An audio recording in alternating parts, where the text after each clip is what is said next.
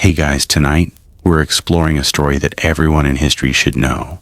The story is, what if you went on a date with Henry VIII? You get comfortable, take a moment, like the video and subscribe. But only if you genuinely enjoy what I do here. And let me know in the comments where you're tuning in from and what time it is for you. It's always fascinating to see who's joining us from around the world. Now dim the lights, maybe turn on a fan for that soft background hum, and let's ease into tonight's journey together. What if you went on a date with Henry VIII? Before we begin, settle into a comfortable place. Perhaps dim the lights, relax your shoulders, and allow yourself to drift into another century. Tonight you are not simply learning about history, you are quietly stepping inside it. The world around you begins to fade, replaced by the gentle crackle of fireplaces, the distant ringing of church bells, and the soft footsteps of servants moving across polished stone floors. As always, remember that this journey is inspired by real history, though your place within it is imagined. So close your eyes, if you wish. Breathe slowly and let yourself wander into Tudor England. You awaken before sunrise, though the word awaken hardly seems right. It feels more like the world itself has shifted around you while you slept.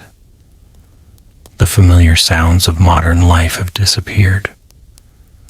No engines hum in the distance, no electronic screens glow in the darkness.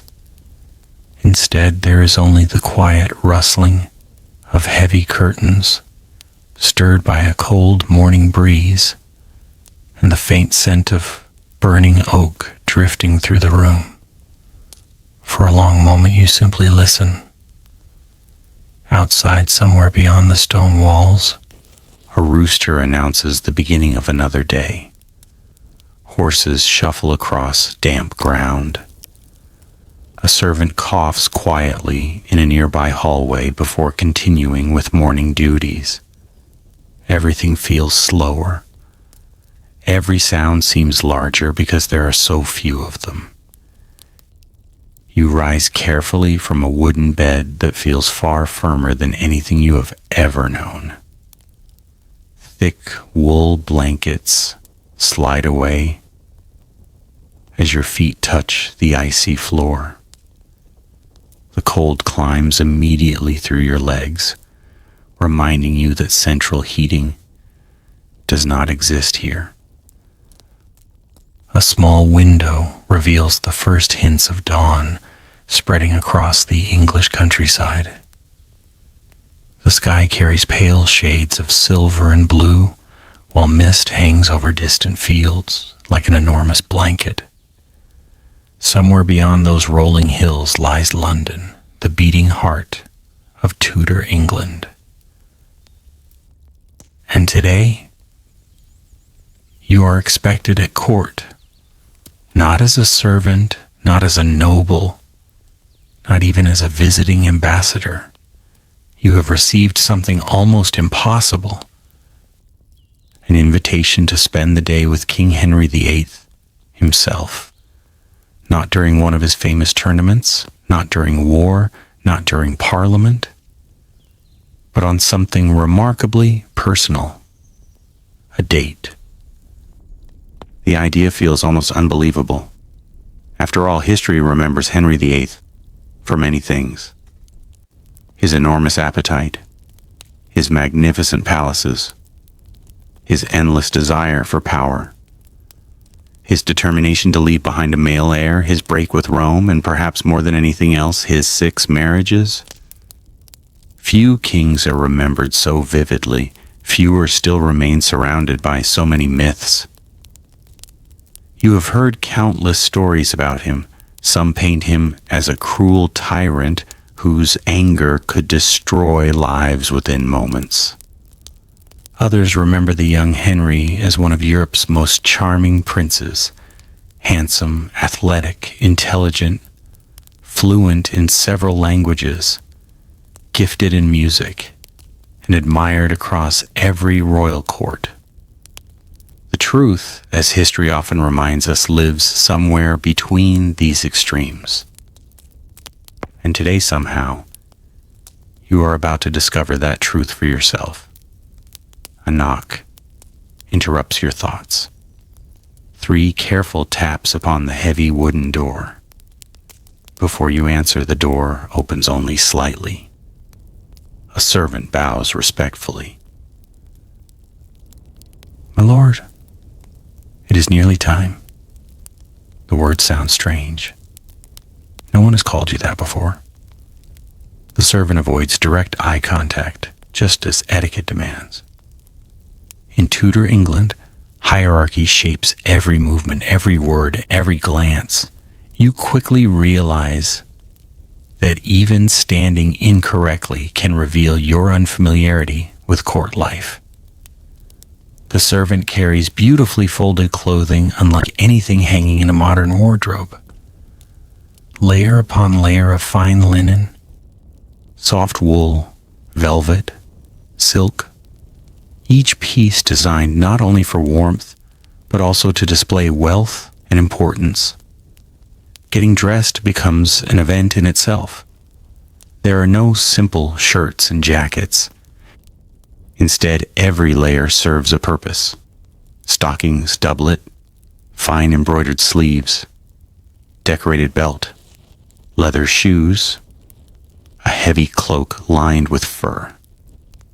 By the time everything is fastened, you feel noticeably heavier. Walking requires smaller steps than usual. Even breathing feels slightly different beneath so many layers. Yet you cannot deny how impressive the clothing appears. A polished bronze mirror reflects someone who almost belongs here. Almost. The servant offers breakfast before departure. A wooden table holds freshly baked bread, soft cheese, apples preserved from the previous autumn, and warm ale. Water, surprisingly, is not always the safest drink in this period. Ale often serves as the daily beverage for people across every level of society, though its alcohol content is much lower than many modern drinks. You take cautious bites while trying to remember every documentary you have ever watched about Tudor England. None of them prepared you for the smell.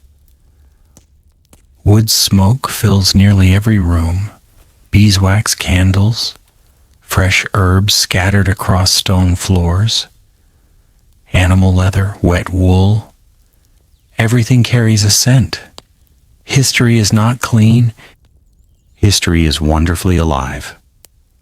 Outside, your carriage waits. Its wooden wheels creak loudly before the horses begin moving. Roads are uneven. Every bump reminds you how extraordinary modern travel truly is. The countryside unfolds slowly beyond the small window. Farmers already work their fields despite the early hour. Children carry buckets of water. Women gather herbs from gardens. Blacksmiths begin lighting their fires. No one rushes. Time itself seems to move differently. Hours pass before the first towers appear on the horizon. London, one of Europe's greatest cities. Yet from a modern perspective, it feels surprisingly small. Church spires dominate the skyline. Smoke rises from thousands of chimneys. Wooden houses lean toward narrow streets. The River Thames glitters beneath pale sunlight as countless boats drift across its surface carrying merchants, soldiers, nobles, and ordinary workers beginning another busy day. The closer you travel, the louder everything becomes. Merchants shout, dogs bark, church bells ring, Metal hammers strike iron. Carts rattle over stone roads. Unlike modern cities filled with engines, London's music comes entirely from people. Every voice matters. Every sound tells a story. The carriage eventually turns away from crowded streets. Ahead rises one of the greatest royal residences in England, Whitehall Palace. Its enormous complex stretches farther than you imagined possible. Hundreds of rooms, gardens, courtyards, private chapels, banquet halls, libraries, stables, kitchens large enough to feed entire villages. Flags flutter gently above magnificent rooftops. Guards dressed in royal colors stand watch with polished halberds. Even before entering, you understand one thing. This is not merely a home, it is the center of an entire kingdom. Servants hurry in every direction. Some carry baskets overflowing with vegetables. Others transport barrels of wine. Tailors rush with folded fabrics. Messengers arrive on horseback covered in mud after traveling through the night. Every person seems to know exactly where they belong. Except you. Your invitation is examined carefully before another servant escorts you through enormous hallways decorated with richly woven tapestries. These are not simple decorations. They represent unimaginable wealth.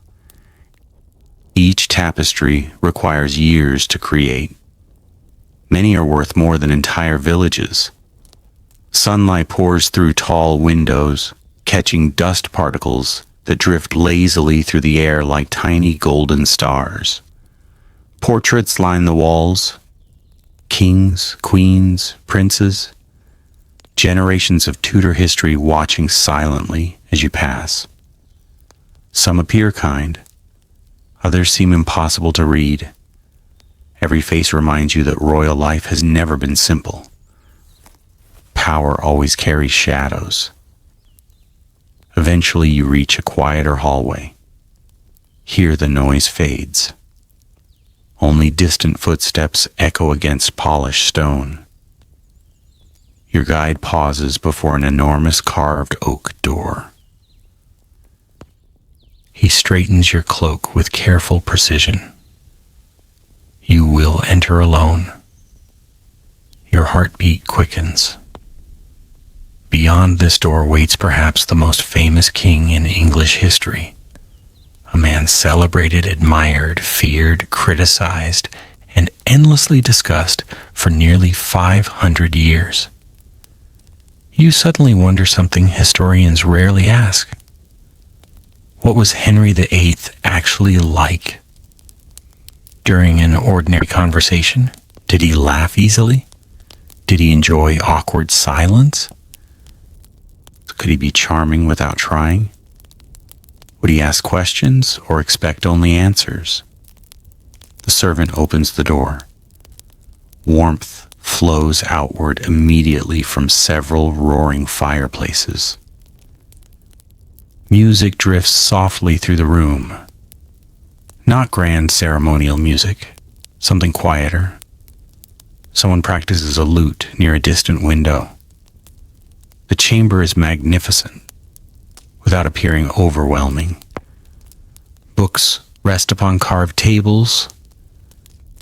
Maps cover one wall, globes, musical instruments, paintings imported from across Europe. Everything reflects curiosity as much as wealth.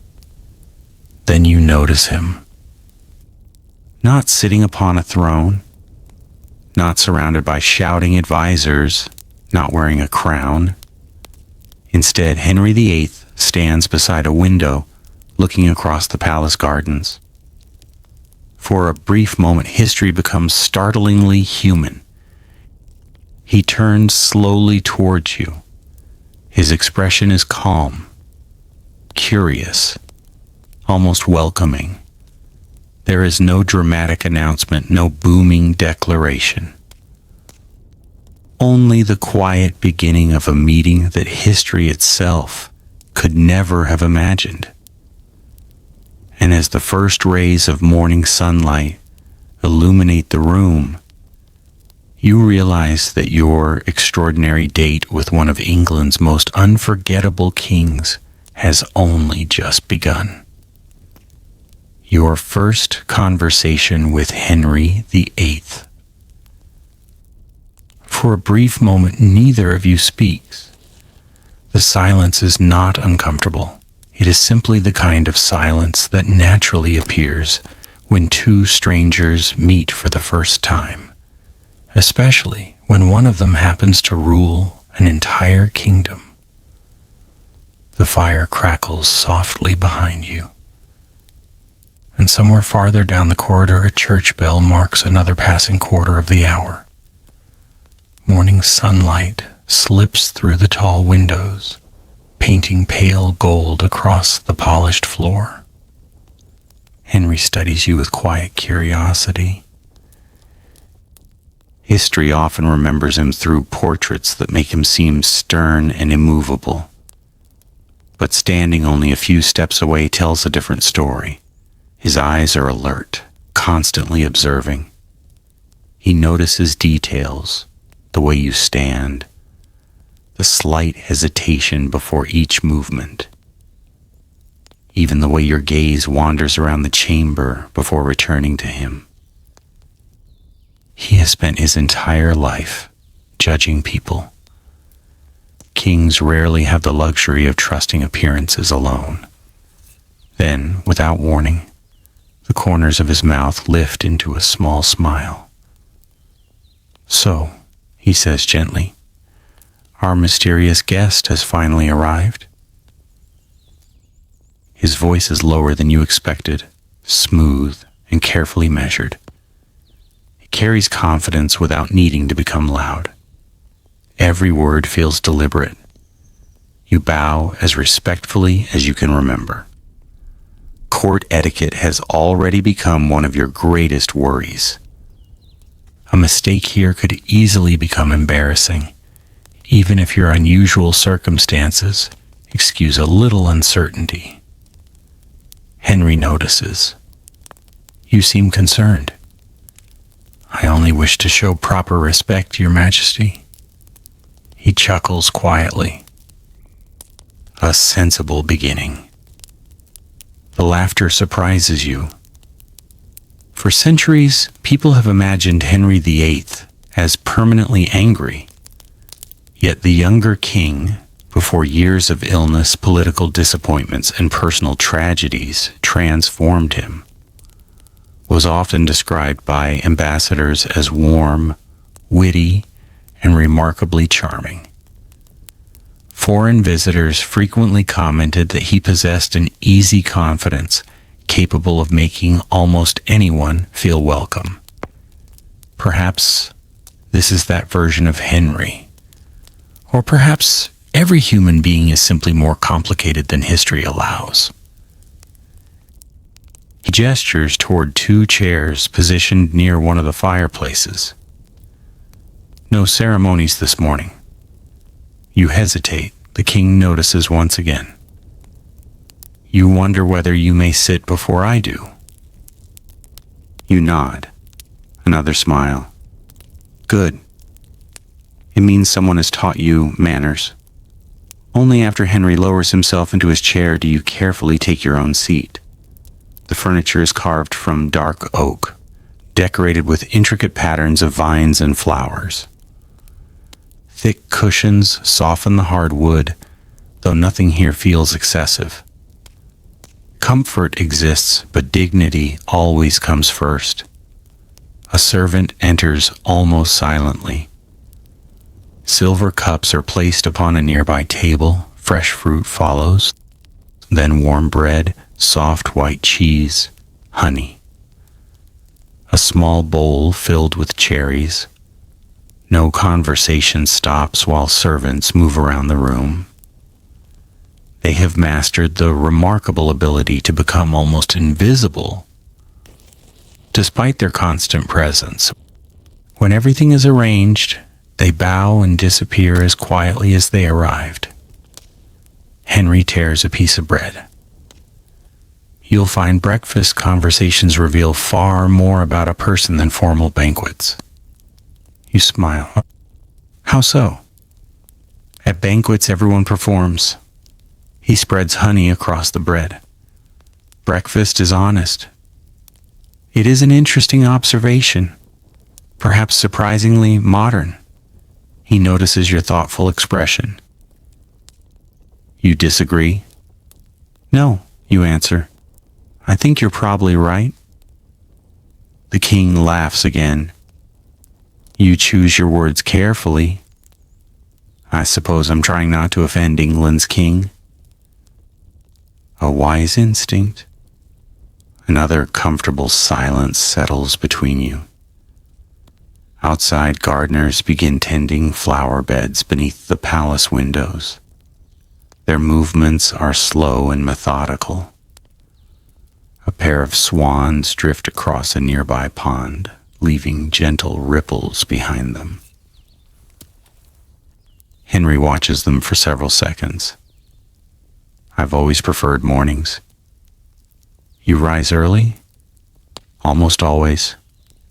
He takes another bite before continuing. The kingdom is quieter before everyone begins asking for something. The remark carries gentle humor, but you suspect there is truth behind it. Being king means living beneath constant demands, petitions, disputes, diplomats, military reports, religious questions, financial concerns, family expectations. There is never complete silence, never complete freedom. Perhaps these few peaceful moments each morning matter more than anyone realizes. Henry notices your attention drifting toward the gardens. They're beautiful this time of year. They are. I designed parts of them myself. That surprises you. You enjoy gardening? I enjoy creating places where the mind can rest. History often emphasizes Henry's love of hunting, tournaments, and magnificent feasts. Yet he also possessed genuine interests in architecture, music, education, and landscape design.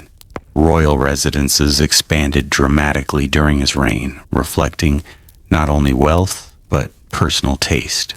He follows your gaze again.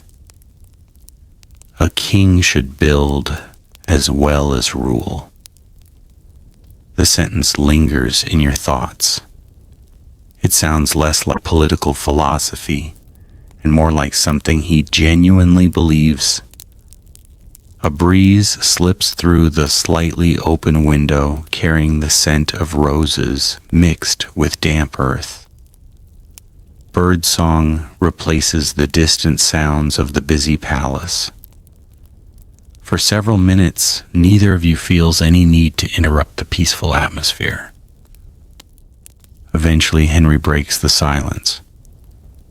You are unlike the visitors I usually receive. In what way? You spend more time looking than speaking. I'm interested. So I see. He leans back comfortably. Tell me honestly. You immediately recognize the danger hidden inside those words. Kings often ask questions whose answers matter greatly. What did you expect before meeting me? The question catches you off guard. You consider answering with something flattering. Instead, honesty feels strangely appropriate. I expected someone impossible to understand. Henry raises an eyebrow. And now, I think you're simply human. The king studies your face carefully. Then, unexpectedly, he nods. The finest compliment I've received in some time. He looks towards the fire. too many people speak to the crown. His voice grows quieter. Very few speak to the man wearing it. Those words reveal something unexpectedly vulnerable. Power surrounds him every hour of every day, yet perhaps genuine conversation remains surprisingly rare. You begin to understand why history often misunderstood monarchs. Most people never truly knew them. They knew ceremonies, portraits, rumors, political decisions. But ordinary conversations disappeared almost completely. Henry reaches toward a nearby table where several musical manuscripts rest beneath polished wooden instruments. Without saying anything further, he lifts a beautifully crafted lute. His hands move confidently across the strings. The melody begins softly, gentle, thoughtful, elegant. It fills the room without overwhelming it. You remember reading that Henry VIII was an accomplished musician who composed songs and enjoyed performing throughout his youth. Music occupied an important place within Tudor court life, and the king himself often participated rather than merely listening. As the final notes fade into silence, you cannot help smiling. I didn't expect that. Most people don't. He carefully returns the instrument. They remember battles. His smile becomes faint. They forget music. Outside, the palace is fully awakened. Messengers hurry across courtyards. Stable boys prepare horses. Kitchen chimneys send ribbons of smoke into the brightening sky. The kingdom has begun. Another ordinary day. Yet inside this quiet chamber, time seems almost suspended. You realize something remarkable. This is not the terrifying king of legends. Not yet. This is the brilliant, curious Renaissance prince who once amazed Europe with his education, athletic skill, languages, music, and endless confidence. History has shown you only one chapter of his life. Today, you are meeting another. But somewhere beneath the warmth, the intelligence, and the effortless charm, you cannot entirely forget what lies ahead. The monasteries, the break with Rome, the executions, the wives, the changing temperament, the growing suspicion. None of those events have happened in this moment, or perhaps not all of them, but you know they belong to the same man, now sitting only a few feet away. It reminds you of a quiet truth about history. No one wakes up already becoming the person they will one day be remembered as. Every legend begins with an ordinary morning. Every ruler begins as a single human being, making one decision after another. Henry stands and walks toward the window once more. Without turning around, he says softly, "Come." You join him. Beyond the gardens, the towers of Whitehall stretch across the horizon, alive with movement and purpose. He gestures toward the palace below. Would you like to see how a king spends the rest of his day? The invitation carries both excitement and uncertainty. You take one slow breath, then you answer with a smile. Lead the way. Walking through the world of Tudor court, Henry waits patiently as you step beside him, and together you leave the warmth of the private chamber. The heavy oak door closes behind you with a soft thud, muffling the crackling fire and gentle music that had made the room feel almost timeless. The hallway beyond is already alive. Servants move with astonishing speed, though none appear hurried. Each knows exactly where to go, carrying folded fabrics, polished silver, handwritten letters sealed with wax, or baskets filled with fresh herbs from the palace gardens. They weave around one another with practiced precision, like the quiet rhythm of a dance repeated thousands of times. No one speaks loudly. Conversations remain respectful whispers. Even footsteps seem carefully measured. Henry notices your curiosity. A palace, he says quietly, never truly sleeps. You glance toward the endless corridors stretching in every direction. I can believe that. He smiles. There are several hundred people working before most nobles even wake. The thought is remarkable. From a distance, history often presents kings as solitary figures standing at the center of great events. Yet walking beside Henry reveals another truth. A kingdom depends upon countless unseen hands. Every meal, every ceremony, every letter delivered across England begins with ordinary people performing extraordinary amounts of work. Without them, the crown itself could accomplish very little. As you continue through the corridors, sunlight pours through tall windows, illuminating intricate tapestries that cover nearly every wall. You slow your pace. The woven scenes are breathtaking. Kings hunting through vast forests, biblical stories filled with brilliant colors. Classical heroes battling mythical beasts. Every thread appears impossibly detailed. Henry notices your admiration. They travel with us. You look at him questioningly. The tapestries? They keep rooms warm.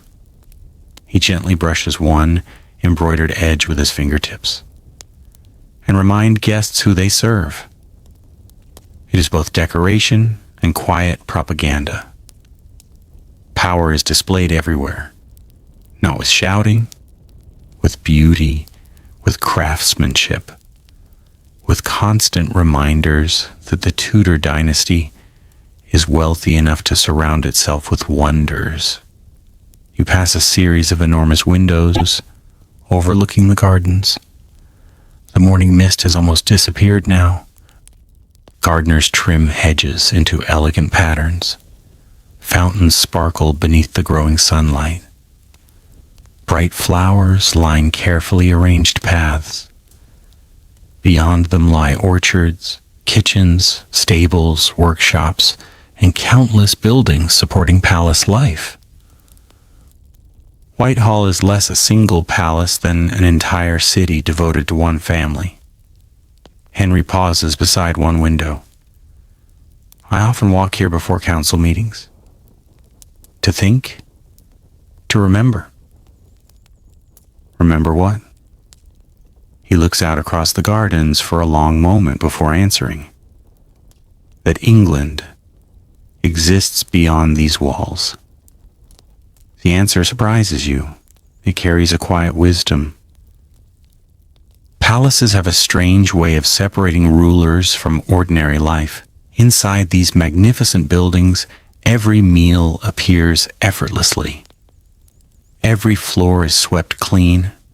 Every request is answered by someone else. It would be dangerously easy to forget the farmers growing wheat hundreds of miles away. The fishermen facing cold seas. The blacksmiths working beside roaring furnaces. The shepherds crossing lonely hills. The merchants risking fortunes across dangerous roads. Perhaps Henry understands the danger better than many assume.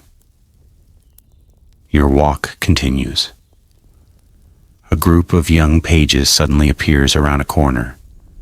None look older than 14.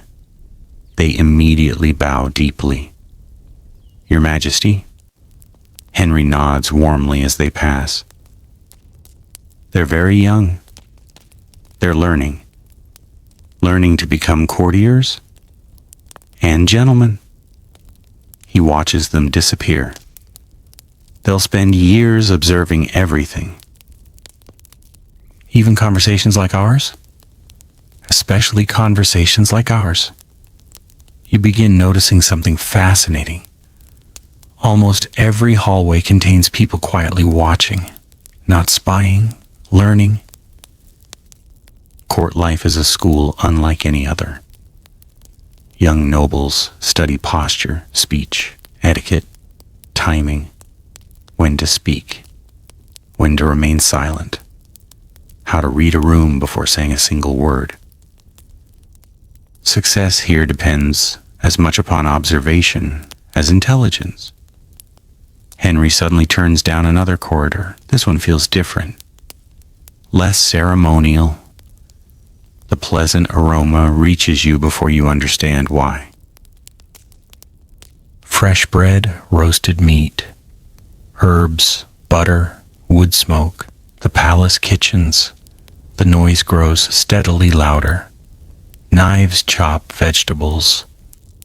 Pots bubble over enormous fires. Bakers knead mountain-like piles of dough. Dozens upon dozens of cooks move with incredible coordination. It resembles an orchestra more than a workplace. Every person performs one specific task while trusting everyone else to complete theirs.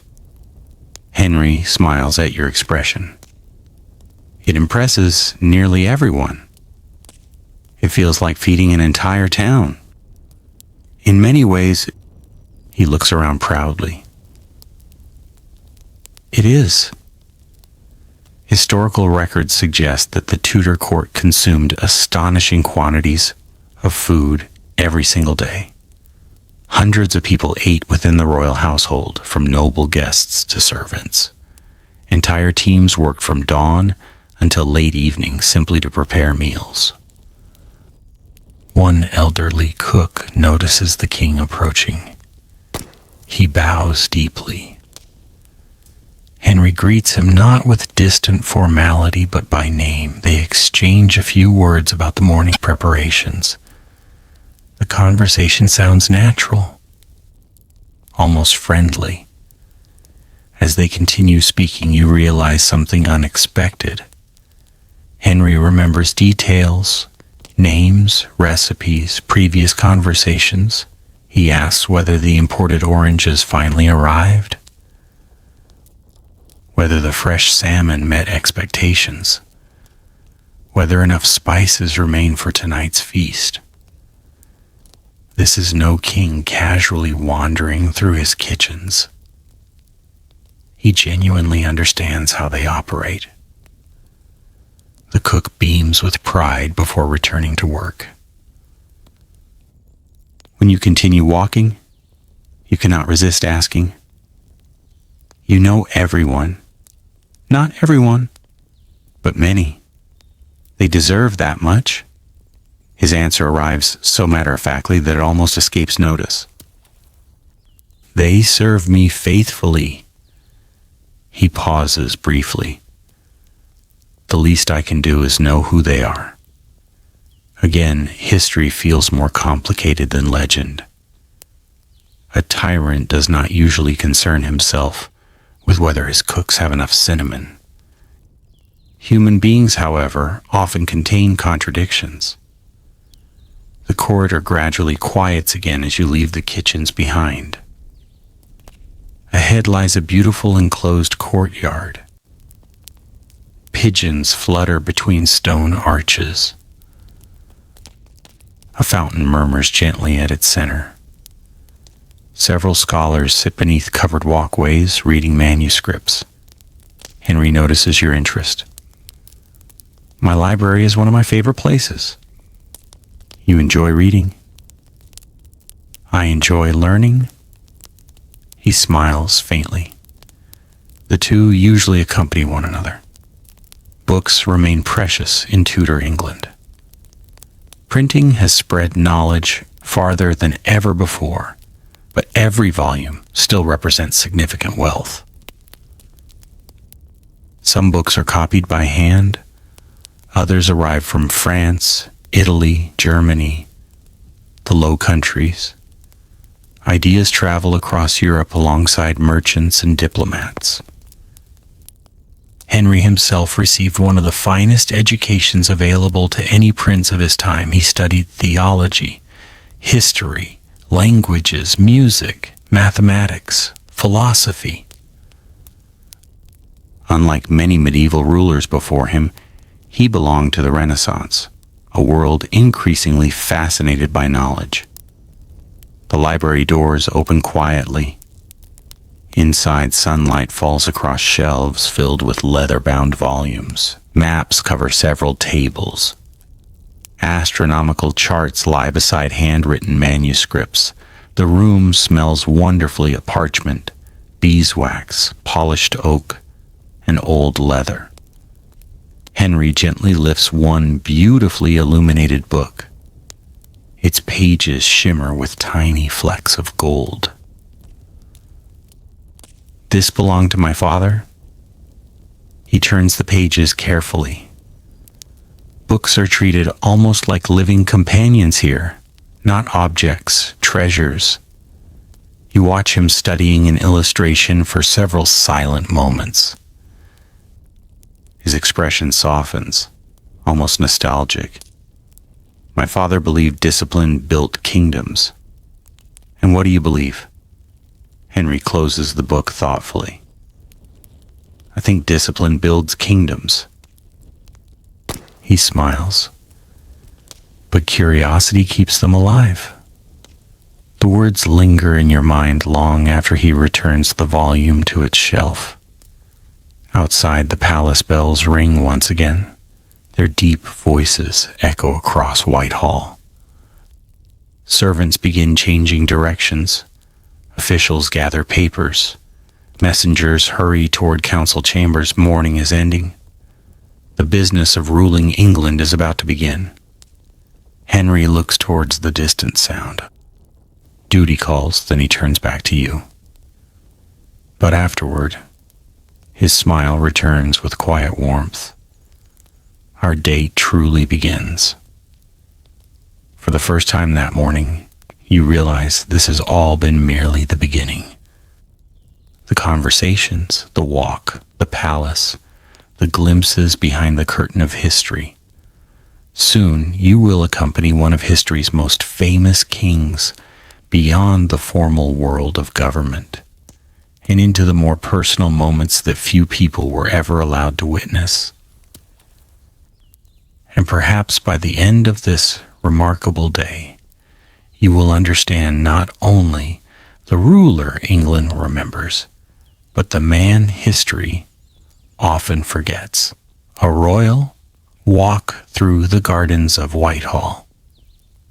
The great bell fades into the distance, leaving behind a peaceful stillness that seems to settle over the palace for only a brief moment. Around you, Whitehall continues its endless rhythm. Secretaries hurry toward council chambers carrying bundles of documents tied neatly with ribbon. Gentlemen of the court exchange quiet greetings before disappearing through carved oak doors. Somewhere nearby, a choir rehearses for the afternoon service, their voices drifting gently through open windows like a soft breeze. Henry watches the movement with the calm familiarity of someone who has witnessed the same morning unfold thousands of times. This place always knows what hour it is, he says with a quiet smile. It feels almost alive. In many ways, it is. Rather than following the stream of officials heading toward government business, he leads you in the opposite direction. The palace gradually grows quieter. Stone corridors give way to broad archways where sunlight spills freely onto polished floors. The air changes almost immediately. Instead of warm fireplaces and candle wax, you breathe in fresh grass, damp earth, and the delicate fragrance of blooming flowers carried by the morning breeze. You step outside. The gardens of Whitehall stretch before you like a carefully painted landscape. Wide gravel paths divide neat beds of herbs and flowers. Roses climb trellises that frame the walkways. Lavender sways gently in the breeze, filling the air with its soothing scent. Apple trees stand in orderly rows, their branches heavy with green fruit not yet ready for harvest. Beyond them lie ornamental ponds, where swans glide silently through reflections of the brightening sky. For a moment you forget entirely that you are standing beside one of the most powerful rulers in Europe. The garden feels timeless. Henry walks slowly, keeping his hands loosely clasped behind his back. There is something comforting about gardens, he says. They change every day. They do. And yet they somehow remain the same. You nod quietly. It is one of those simple observations that carries more meaning the longer you think about it. A gardener notices the king approaching and respectfully removes his cap. Henry stops beside him. How are the new pear trees growing? The gardener smiles with quiet pride. Better than expected, Your Majesty. Another season, and they'll bear proper fruit. Henry seems genuinely pleased. Excellent. The conversation lasts less than a minute, but it tells you something important. He remembers planting those trees. He remembers asking about them. Kings are often imagined only among battles and ceremonies. Yet here he is discussing fruit trees with a gardener on a peaceful morning. As you continue walking, birds sing from nearly every direction. Robins dart between hedges. Blackbirds perch upon stone walls. Occasionally, a pigeon flutters overhead before disappearing toward the palace rooftops. Unlike modern cities filled with constant mechanical noise, the sounds here belong almost entirely to nature and people. The effect is surprisingly calming. Henry notices your silence. You've become thoughtful. I was listening? To what? Everything. He smiles. Most visitors hear only birds. You hear something else? I hear peace. The king stops beside a marble fountain where clear water rises gently before falling back into a shallow basin. He watches the ripples spread across the surface. When I was younger, he says, I believed greatness meant constant action. And now? Now I know that even kings require quiet places. The breeze stirs the leaves above your heads. Sunlight dances across the water. You cannot help wondering how many important decisions may have begun beside this very fountain. Perhaps treaties were considered here. Perhaps family troubles. Perhaps questions that would eventually reshape England itself. History often remembers only the final decision, never the peaceful walks that came before it. You resume your slow pace. Ahead lies a maze formed from tall hedges trimmed with astonishing precision. Its winding paths disappear around countless green corners. Henry gestures toward it. Would you care to lose your way for a while? The question makes you laugh. I thought kings always knew where they were going. He laughs as well. Only in official portraits. Together you enter the hedge maze. The world outside disappears almost immediately.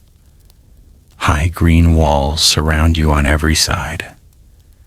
The distant palace noises fade until only birdsong and the soft crunch of gravel beneath your feet remain. The air inside the maze feels cooler. Shadows drift across the narrow paths as clouds pass overhead. It is surprisingly peaceful, you say. That is why I like it. Henry lightly touches one of the neatly trimmed hedges. People assume power brings certainty. It doesn't. He shakes his head gently. Power brings choices, and choices bring uncertainty. His words hang quietly between you. Few rulers would admit such a thing openly. Perhaps that is why this conversation feels so unusual. Here, away from ministers and ambassadors, Henry speaks less like a king delivering pronouncements and more like a thoughtful man reflecting upon his own life. Eventually, the maze opens into a small circular clearing. At its center stands a simple stone bench, surrounded by fragrant herbs, rosemary, sage, thyme, mint. The scents blend together softly in the warm air. Henry sits. You join him. For several minutes, neither of you says anything. There seems no need. The silence itself becomes part of the conversation. Somewhere nearby, bees move lazily among flowering plants. A butterfly settles briefly upon a lavender blossom before drifting away again. The morning sun grows warmer. You begin to understand why sleep-friendly stories often linger in gardens. There is something deeply comforting about places designed simply to grow. Eventually, Henry breaks the silence. Oh, when I was a boy, his voice carries an unexpected gentleness. I was never meant to become king. You know this already, but hearing him say it feels entirely different. His older brother, Arthur, had been destined for the throne. Henry's future had once seemed very different. I imagine your life changed quickly. It changed forever. He watches a bee disappear among the flowers. My brother died. The words are spoken without drama, simply, matter-of-factly. Yet beneath them lies an entire lifetime, altered by a single tragedy. My father looked at me differently after that. He pauses. So did England. You realize that almost every famous person in history carries invisible moments like these, quiet turning points, hidden behind the larger events everyone remembers. If Arthur had lived, Henry might never have become king. England might never have broken with Rome. The Tudor story might have unfolded entirely differently. History often depends upon moments no one could possibly predict. Henry stands once more. I've spoken enough about myself. I don't mind listening. I know. He smiles warmly. But this is supposed to be a pleasant day. Together you leave the maze. The palace comes back into view, magnificent beneath the midday sun. Its countless windows sparkle like polished glass. Flags ripple gently above the rooftops. From somewhere inside comes the distant sound of musicians tuning their instruments. Henry listens carefully. They're preparing already. For what? Our afternoon. You raise an eyebrow. I thought this was our afternoon. He laughs. This, he gestures toward the peaceful gardens surrounding you, was merely the walk. He begins leading you back toward the palace. I believe you will enjoy what comes next. The hint in his voice carries quiet excitement. As you climb the broad stone steps together, servants are already waiting to escort the two of you toward another part of Whitehall. The scent of polished wood and fresh bread drifts through the open doorway. Somewhere ahead, tables are being prepared. Silver gleams beneath the light. Soft music grows gradually louder.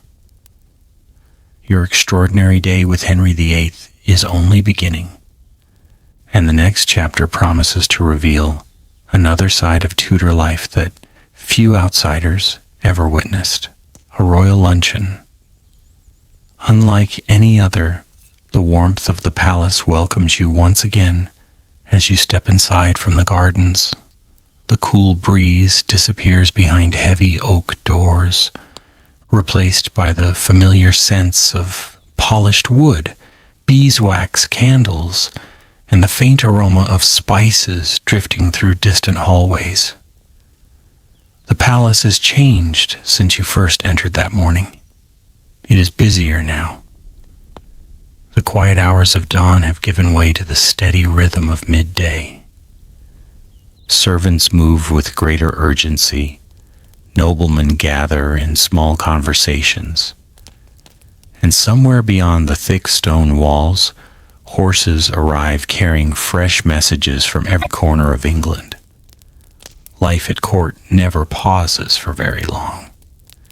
Henry walks beside you at the same unhurried pace as before. No one dares interrupt him, yet nearly everyone bows as he passes.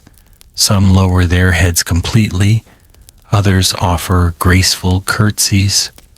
A few simply step aside in respectful silence. You begin to notice that Henry acknowledges almost every greeting with a slight nod. Small gestures, barely noticeable, yet they remind everyone that he has seen them. Power, you realize, is often expressed through the smallest movements. The two of you climb a broad staircase illuminated by tall windows. Sunlight pours across the carved stone steps, revealing intricate patterns worn smooth by countless generations of footsteps. You pause for a moment to admire the ceiling. It is magnificent. Dark wooden beams stretch high above, each one carved with delicate floral designs. Gold leaf catches the light in tiny shimmering details that would easily escape a hurried visitor. Henry notices you looking upward. The builders wanted visitors to look up. They certainly succeeded. He smiles. A kingdom should inspire admiration. As you continue, the sounds of music gradually become clearer. A lute, a harp, a recorder. The musicians are not performing loudly. Instead, they create a gentle atmosphere that flows naturally through the corridors, almost like another part of the architecture itself. It never feels silent here, you say. It shouldn't. It shouldn't. Henry replies, a palace without music feels unfinished. He explains that musicians serve at court almost every day, providing entertainment during meals, celebrations, religious festivals, and private gatherings. For the Tudors, music is not reserved only for special occasions. It is woven into daily life. The corridor opens into an elegant chamber overlooking another section of the gardens. Unlike the enormous great hall you expected, this room feels surprisingly intimate. A single long table has been prepared near the windows.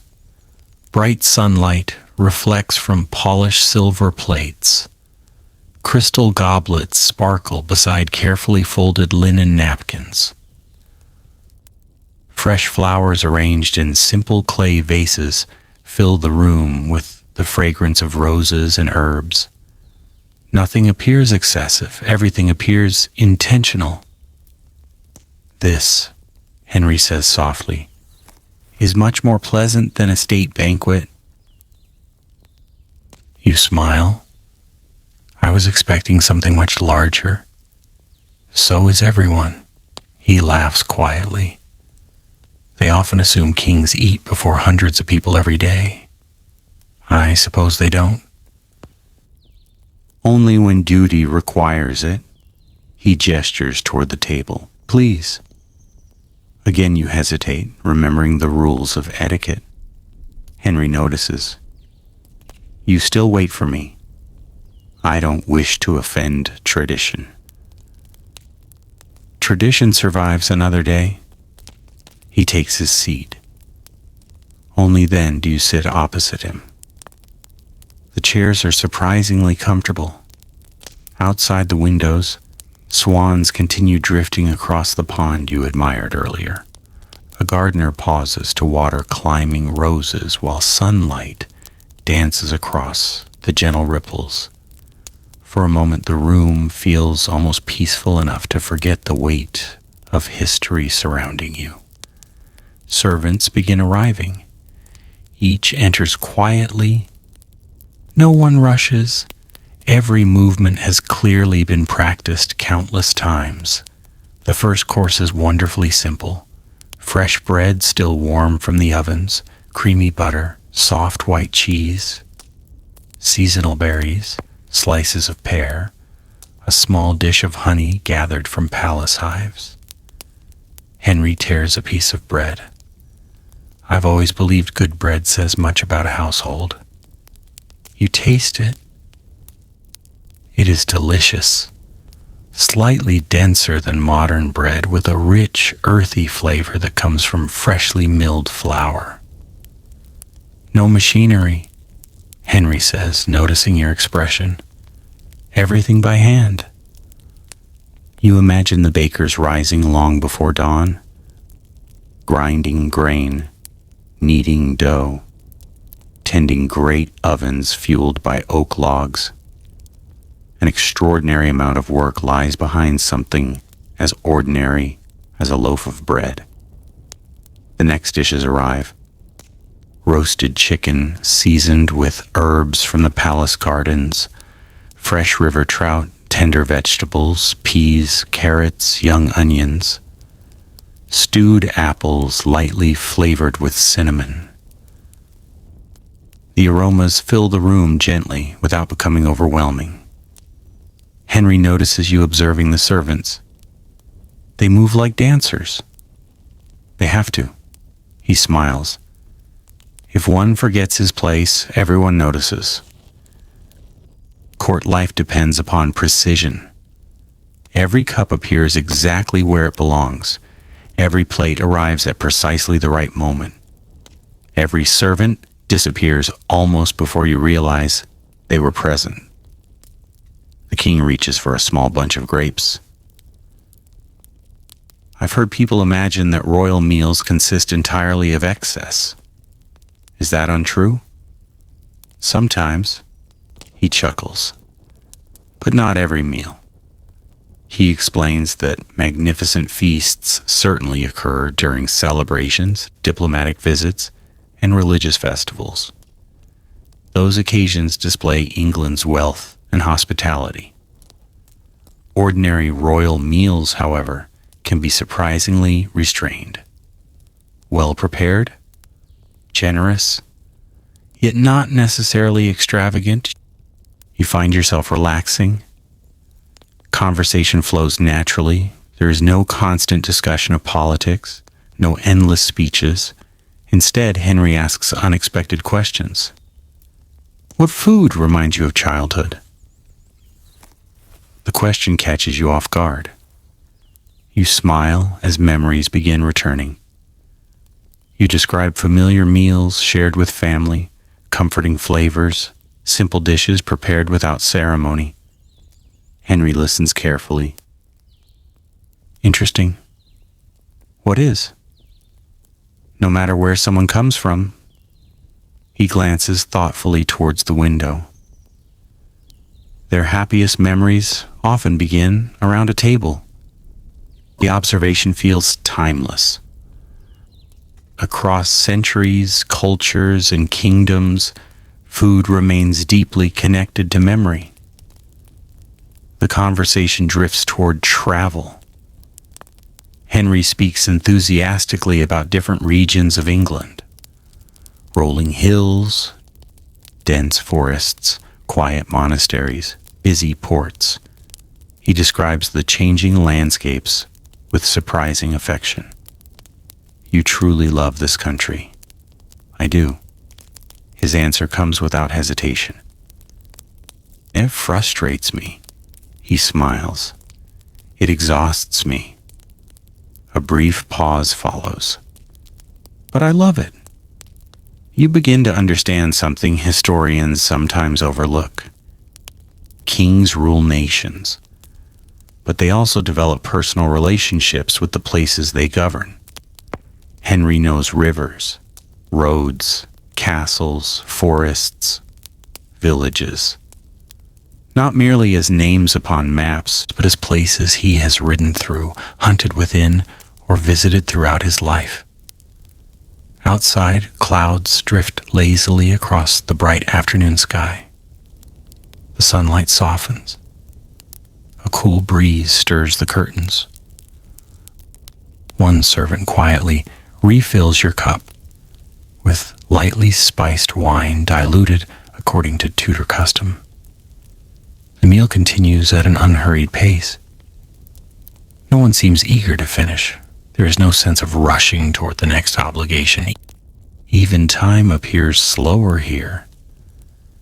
Eventually, musicians enter quietly. 3 performers, a lute, a viol, a small flute. Without interrupting conversation, they begin playing gentle melodies that blend perfectly with the peaceful atmosphere. Henry closes his eyes briefly. I've always thought meals should have music. It changes the room.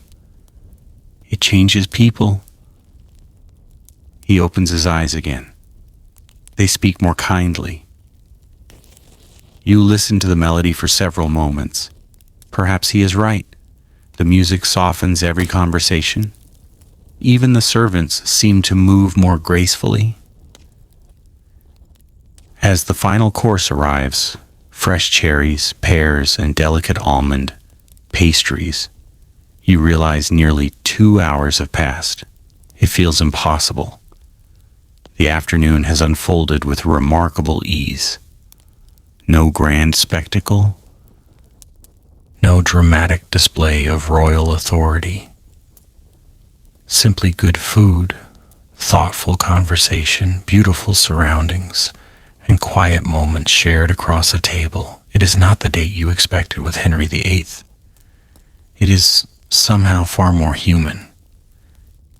Henry notices the thoughtful expression on your face. You've been comparing stories with reality. A little. And? You smile honestly. Reality is much more interesting. The king laughs warmly. I'm pleased to hear it. Outside the windows, the palace clock announces another hour. Henry rises slowly from his chair. So much of history, he says, happens around meeting tables. He glances toward the bright gardens beyond. But the best conversations rarely do. He offers a small gesture toward the doorway. Come. There is somewhere I'd like to show you. You follow him once more through the quiet corridors of Whitehall, wondering what hidden corner of the royal world awaits next. For the first time since arriving, you realize you are no longer thinking about meeting a legendary king. You are simply enjoying the company of an intelligent, curious man who happens to wear a crown. And perhaps that is the greatest surprise of all.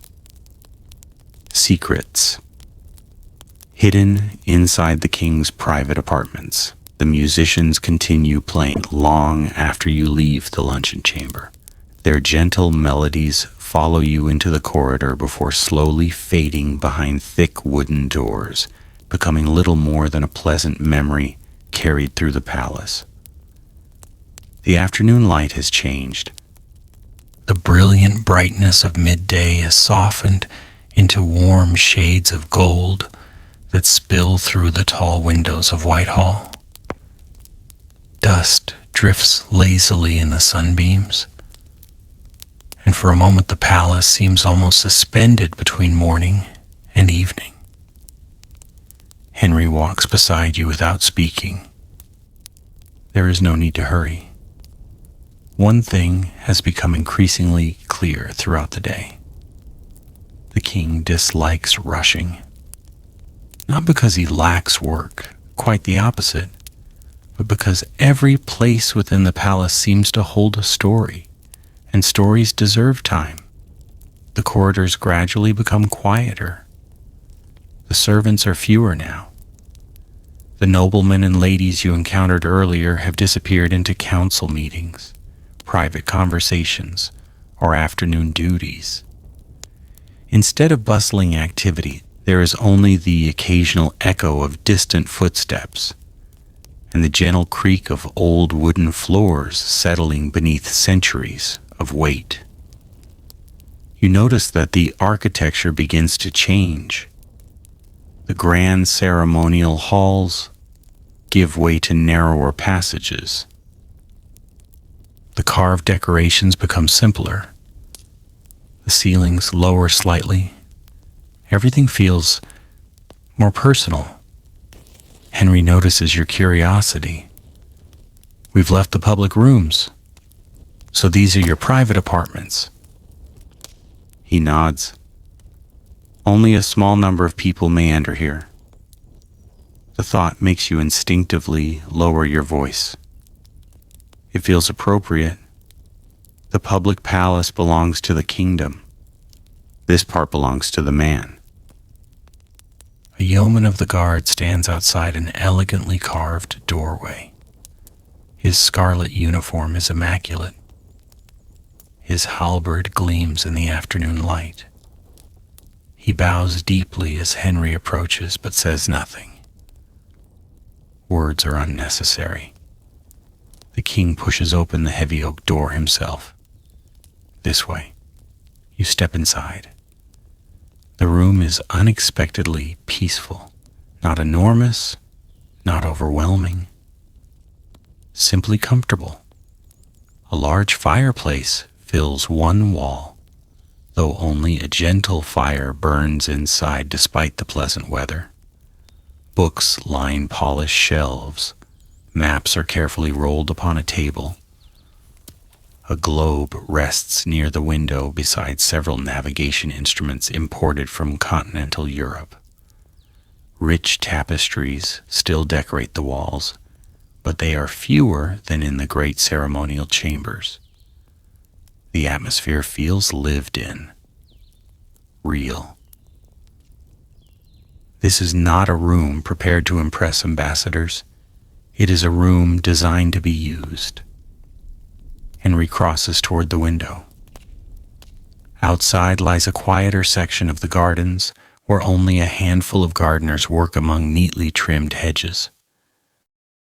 I come here when I wish to think. You slowly walk around the room. Each object seems chosen with purpose. A beautifully crafted writing desk, an ornate clock, several musical instruments, a chessboard waiting beside two chairs, a cabinet containing beautifully bound manuscripts. Nothing feels random, nothing feels excessive. It reminds you that Henry was a Renaissance prince. His interests reached far beyond politics. He loved music, languages, theology, architecture, mathematics, sports, art. Learning itself seemed to delight him. Your attention settles upon the chessboard. The pieces are carved from ivory and dark wood. Many have clearly been used for years. Henry notices. Do you play? A little. A dangerous answer. You laugh. Why? It usually means someone plays rather well. He sits opposite the board and begins arranging the pieces. I've lost enough games to recognize modesty. You smile and take the opposite chair. For the next several minutes, the palace beyond the room almost disappears. Only the quiet clicking of chess pieces breaks the silence. Neither of you rushes. Each move is considered carefully. Outside, a gentle breeze stirs the leaves of nearby trees. Occasionally, birds land upon the windowsill before flying away again. The peaceful atmosphere makes it easy to forget that one player rules England. Henry studies the board thoughtfully. I've always liked games. They reward patience. They punish arrogance. He moves one of his bishops. An important lesson. You respond with a move of your own. Did politics teach you that? No. A faint smile appears. Sport did. He begins telling stories from his younger years, how he loved jousting, archery, tennis, hunting through royal forests. He speaks not with the pride of a ruler boasting about achievements, but with the fondness of someone remembering youthful adventures. You were famous for tournaments. I was. Were they as dangerous as people imagine? He looks thoughtfully at the chessboard. More. He explains how heavy armor, charging horses, and splintering lances left little room for mistakes. Every tournament demanded courage. Every victory carried risk. The excitement in his voice makes it easy to imagine the young Henry described by foreign ambassadors, tall, athletic, energetic, seemingly unstoppable. History often introduces Henry VIII as the large monarch seen in later portraits, but the man before you still remembers being the vibrant prince admired throughout Europe. The conversation gradually drifts. He asks whether games remain popular where you come from. You describe modern sports as best you can without revealing too much about another century. Henry listens with genuine fascination. It seems every age invents new ways to compete. And to entertain itself, he nods. People change less than they imagine. Those words linger. Across 5 centuries, clothing changes, technology changes, languages evolve, empires rise and fall. Yet people continue searching for friendship, purpose, laughter, love, and quiet afternoons spent enjoying simple pleasures. Perhaps human nature remains surprisingly constant. After several thoughtful moves, Henry suddenly laughs. I've underestimated you. You glance at the board. Only then do you realize his king has become unexpectedly vulnerable. You noticed? I noticed too late. He studies the position for another minute before gently tipping his king onto its side. Well played? You surrendered? Knowing when to lose gracefully is another useful lesson. There is no frustration, no wounded pride, only genuine enjoyment. He carefully begins returning each piece to its proper place. I suspect we'll play again another day. Perhaps. You sound uncertain. I'm trying not to assume I'll be invited back. Henry smiles warmly. I rarely spend this much time with someone I dislike. The remark is delivered so casually that it almost catches you by surprise. It is probably the closest thing to a compliment he has offered all day. The afternoon sun continues its slow journey across the sky.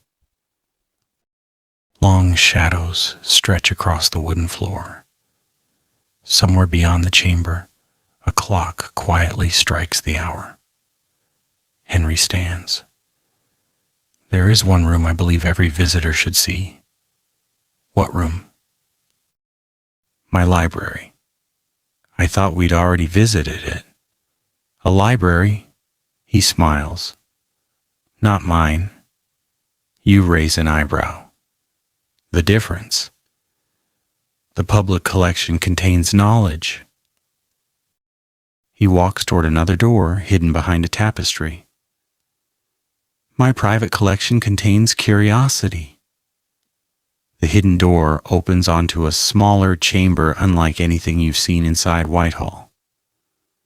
Shelves rise from floor to ceiling. Hundreds of books, manuscripts, maps, astronomical charts, musical scores, works in Latin, French, Greek, and English. The scent of old parchment and polished leather fills the quiet room. A single window overlooks the River Thames, where boats drift peacefully beneath the afternoon sun. No servants enter, no voices disturb the silence. Henry runs a hand gently along the shelf. Whenever the world becomes too loud, he pauses. I come here. You understand immediately. Every person, no matter how powerful, needs somewhere to disappear for a while, a place where responsibilities wait patiently outside, a place where curiosity becomes more important than duty. You wander slowly between the shelves. Each book represents knowledge gathered across centuries. Some contain theology, others medicine, history, poetry, geography, science as it was understood in the 16th century. You realize that Henry's world was not merely one of crowns and castles. It was also a world hungry to understand itself. The Renaissance was quietly changing Europe one page at a time. Henry notices your expression. You could spend years in here. I think I could. He laughs softly. So could I. For several peaceful moments, neither of you speaks. The silence feels almost sacred. Outside the window, the Thames glitters beneath the gentle afternoon light. Boats drift lazily with the current. Church bells echo faintly across London. The world continues moving. Yet inside this hidden library, time itself seems wonderfully unhurried. Eventually, Henry closes the book he has been holding. There is still something important you've yet to experience. You look at him curiously. And what is that? His eyes brighten with unmistakable amusement. The evening. He smiles. Whitehall becomes an entirely different palace after sunset. You leave the library together, the hidden door closing softly behind you. As the corridors begin filling with the warm glow of candles replacing daylight, you realize that the most enchanting part of your extraordinary day may still be waiting ahead when Whitehall comes alive after sunset. By the time you leave the King's private library, the afternoon has begun its gentle surrender to evening. The sunlight that had poured confidently through the palace windows only an hour ago now stretches across the floors in long, golden ribbons. Every passing minute softens its brightness. The white stone walls glow with warm amber tones, and the polished oak panels seem almost to hold the fading light within their grain. Outside, the River Thames moves quietly beneath the changing sky. Boats continue their steady journey along the water, but their sails now catch the orange light of the lowering sun. The city beyond Whitehall is slowly changing as well. Market stalls begin closing.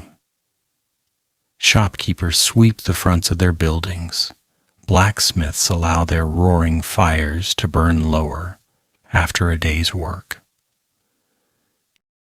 Church bells echo across London, reminding everyone that another day is drawing toward its end.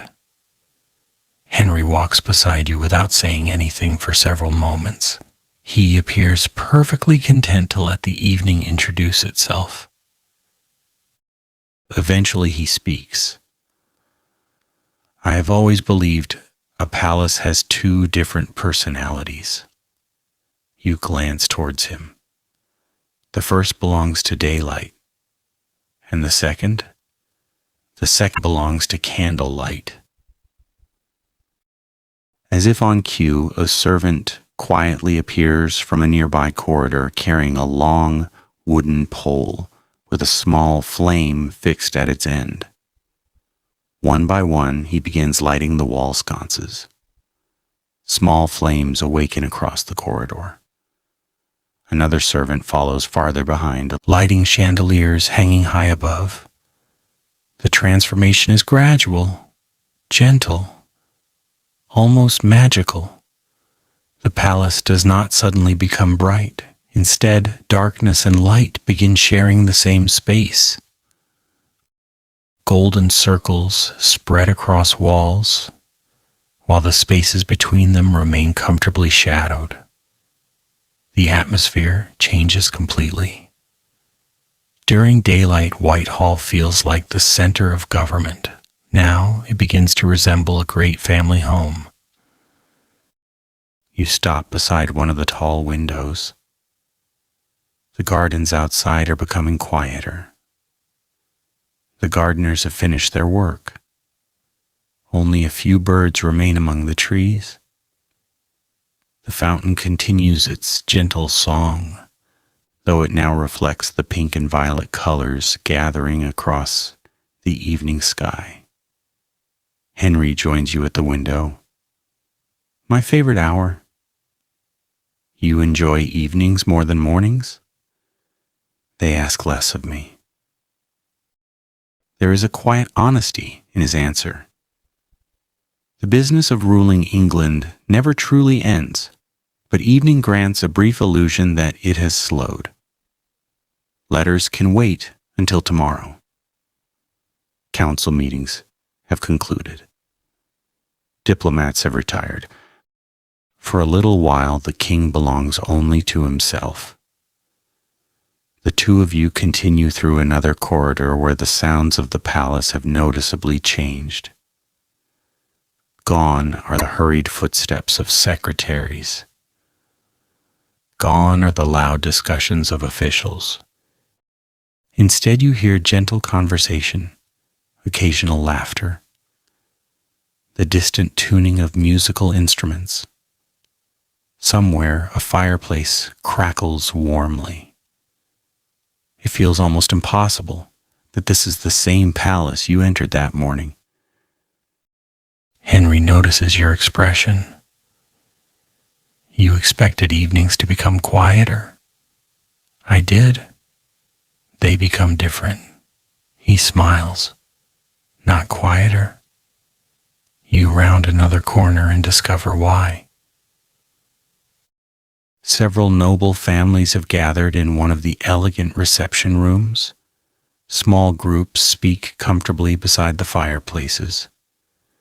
Ladies in beautifully embroidered gowns exchange stories from the day. Gentlemen discuss hunting, books, music, and news arriving from across Europe. Children belonging to members of the royal household chase one another quietly under the watchful eyes of nurses. The atmosphere feels remarkably relaxed, not informal, but human. No one appears trapped inside constant ceremony. Henry enters the room. Conversations pause only briefly. Everyone bows respectfully. The king greets several guests by name. He asks one elderly nobleman about his health. He congratulates another upon the birth of a grandson. He compliments a young lady on her skill at the lute after hearing she had recently performed. The conversations are short, natural, warm. You begin to notice something. Henry possesses an excellent memory. He remembers details about people, families, events, small moments that occurred weeks or even months before. Perhaps that is one reason people enjoy speaking with him. He makes them feel remembered. As you continue walking, you pass another chamber where several musicians are preparing for the evening's entertainment. Unlike the formal performances of great ceremonies, this gathering feels intimate. One musician gently tests the strings of a viol. Another adjusts the tuning of a lute. A young singer quietly hums scales while studying handwritten music. Henry pauses to listen. I've always admired those who make beauty appear effortless. They spend years practicing. So do kings. The answer surprises you. You compare ruling with music? I compare mastery with music. He watches the performers thoughtfully. No one sees the endless practice. They only see the performance. His words seem true far beyond music. History often remembers finished achievements. Rarely does it remember the years of quiet preparation behind them.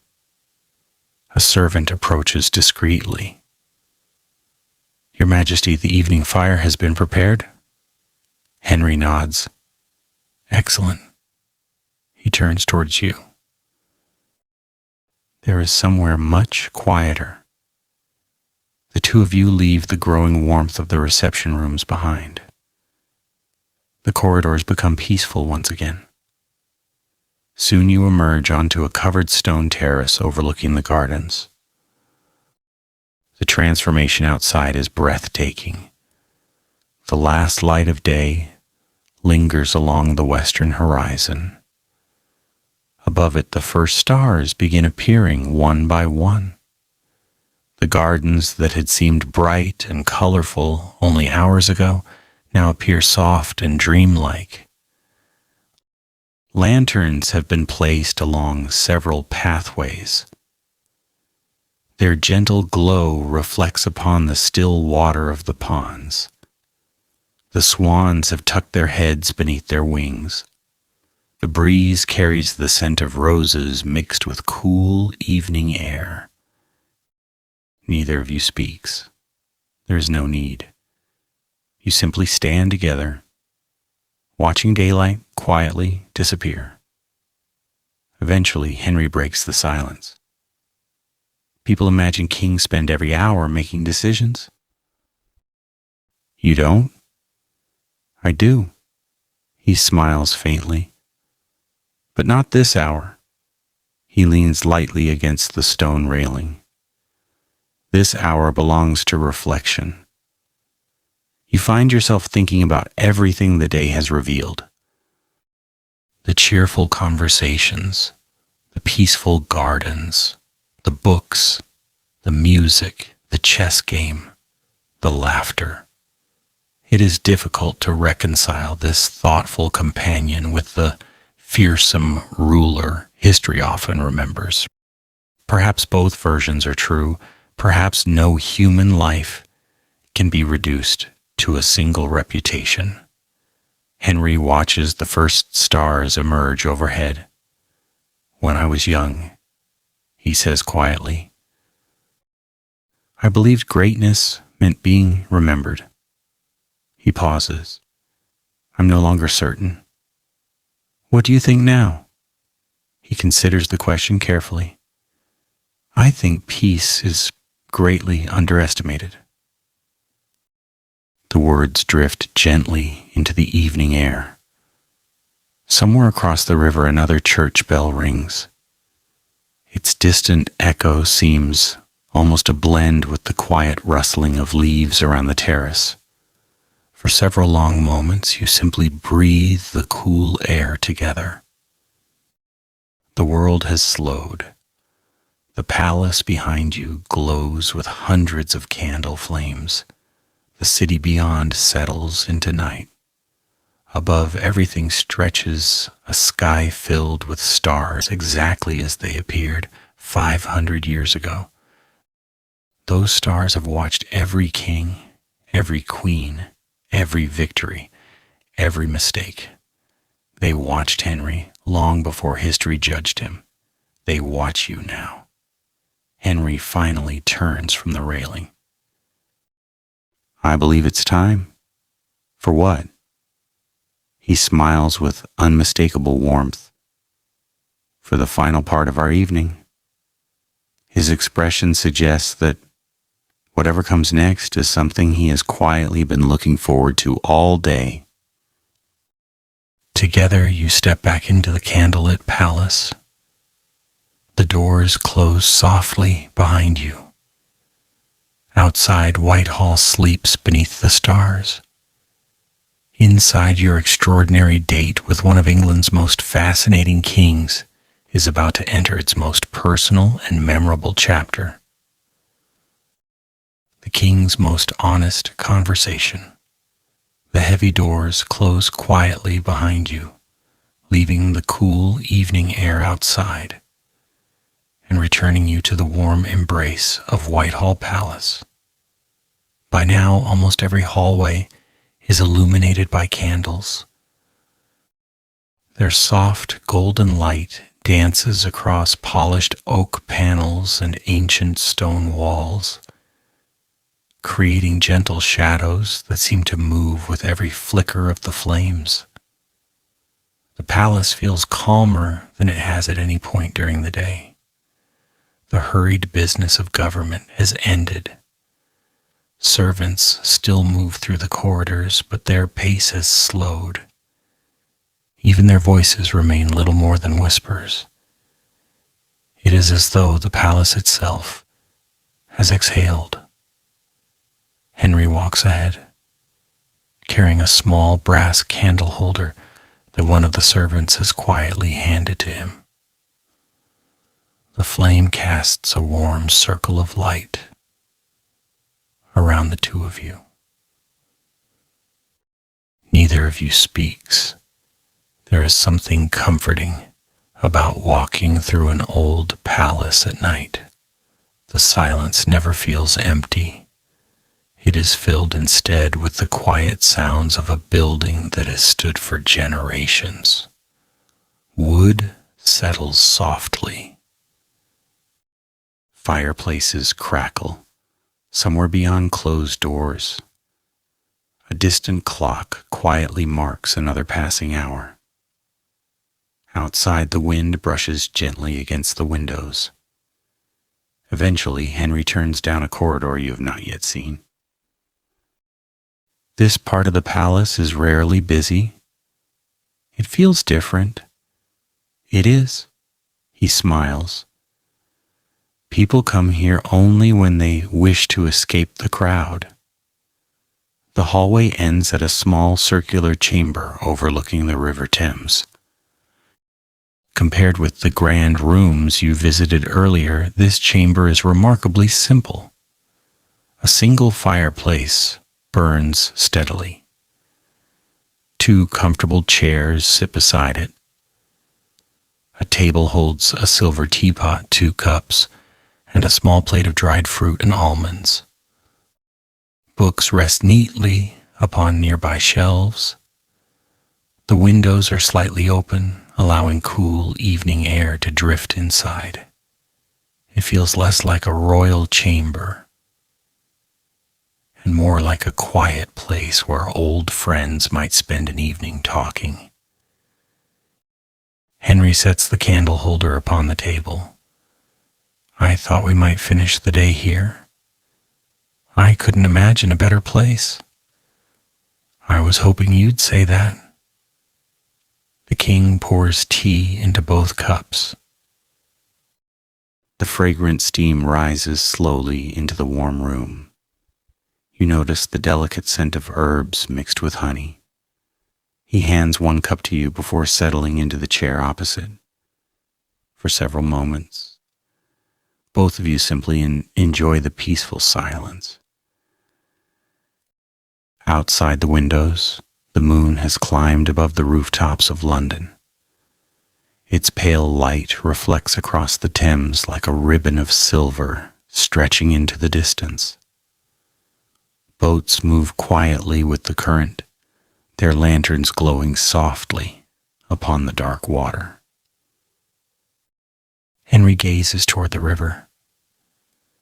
People often think kings never feel lonely. You have? He smiles gently.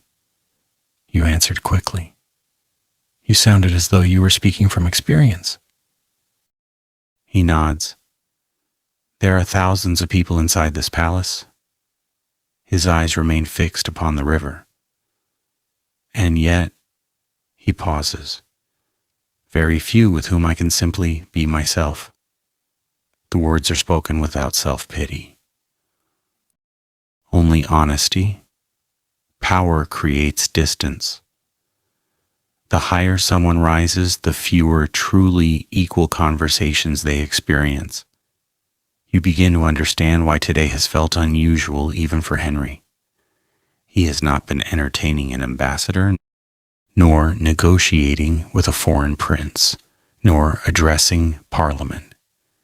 He has simply spent the day speaking with someone who expected nothing from him. He sips his tea quietly. When I was younger, he begins, I believed being king meant never showing uncertainty. And now, I've discovered uncertainty visits everyone. The fire crackles softly. Neither of you rushes the conversation. It unfolds naturally, like old friends speaking late into the evening. Henry looks toward one of the books resting on the table. History has an unfortunate habit. What habit? It remembers decisions. He smiles faintly. It forgets doubts. The sentence lingers in the room. It is remarkably true. History books record battles won and lost, laws signed, marriages celebrated, wars declared. Rarely do they record the sleepless nights before those moments.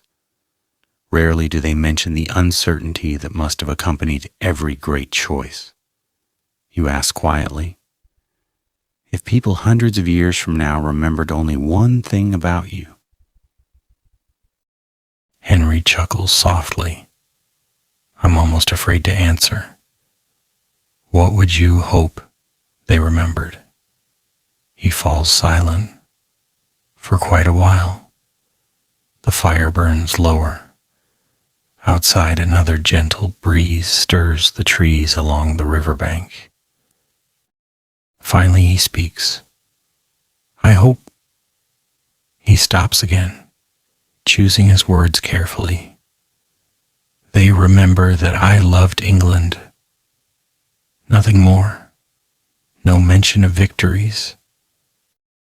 No mention of magnificent palaces. No mention of power. Simply England. You realize that history often gives famous people complicated reputations while overlooking the simplest truths they believed about themselves. Henry notices your thoughtful expression. You expected another answer. I wasn't sure what to expect.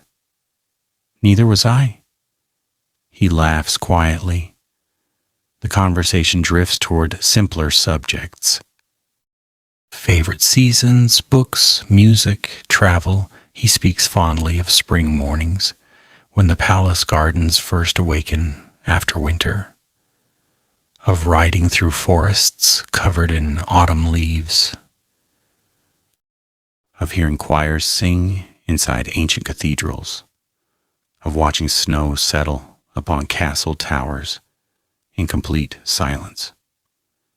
You describe the beauty of your own favorite seasons, the smell of rain, the sound of distant thunder, warm evenings beneath open skies. Though separated by centuries, many of your happiest memories are surprisingly similar. Nature changes very little. The moon rises higher, the candles burn lower. Neither of you notices how much time has passed. Eventually, Henry stands and walks toward the open window. You join him. London lies peacefully beneath the night sky. Hundreds of tiny lights shimmer across the city. Some belong to taverns still welcoming travelers. Others glow from homes where families prepare for sleep. Church towers stand dark against the stars. The Thames continues its endless journey towards the sea. Henry rests his hands upon the stone windowsill. I sometimes wonder, what? How different the world will become. You smile quietly. It will change in ways you cannot imagine. He laughs. I suspect every generation believes that. Perhaps. The king studies the stars overhead. They've watched every king. They'll watch many more. And they'll remember none of us. The thought is strangely comforting.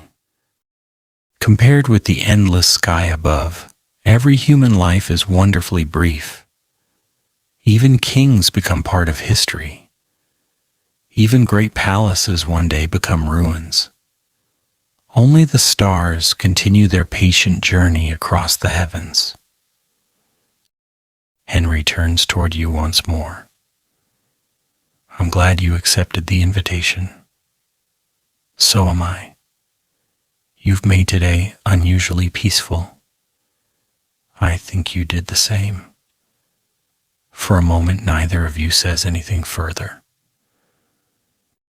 No grand farewell seems necessary.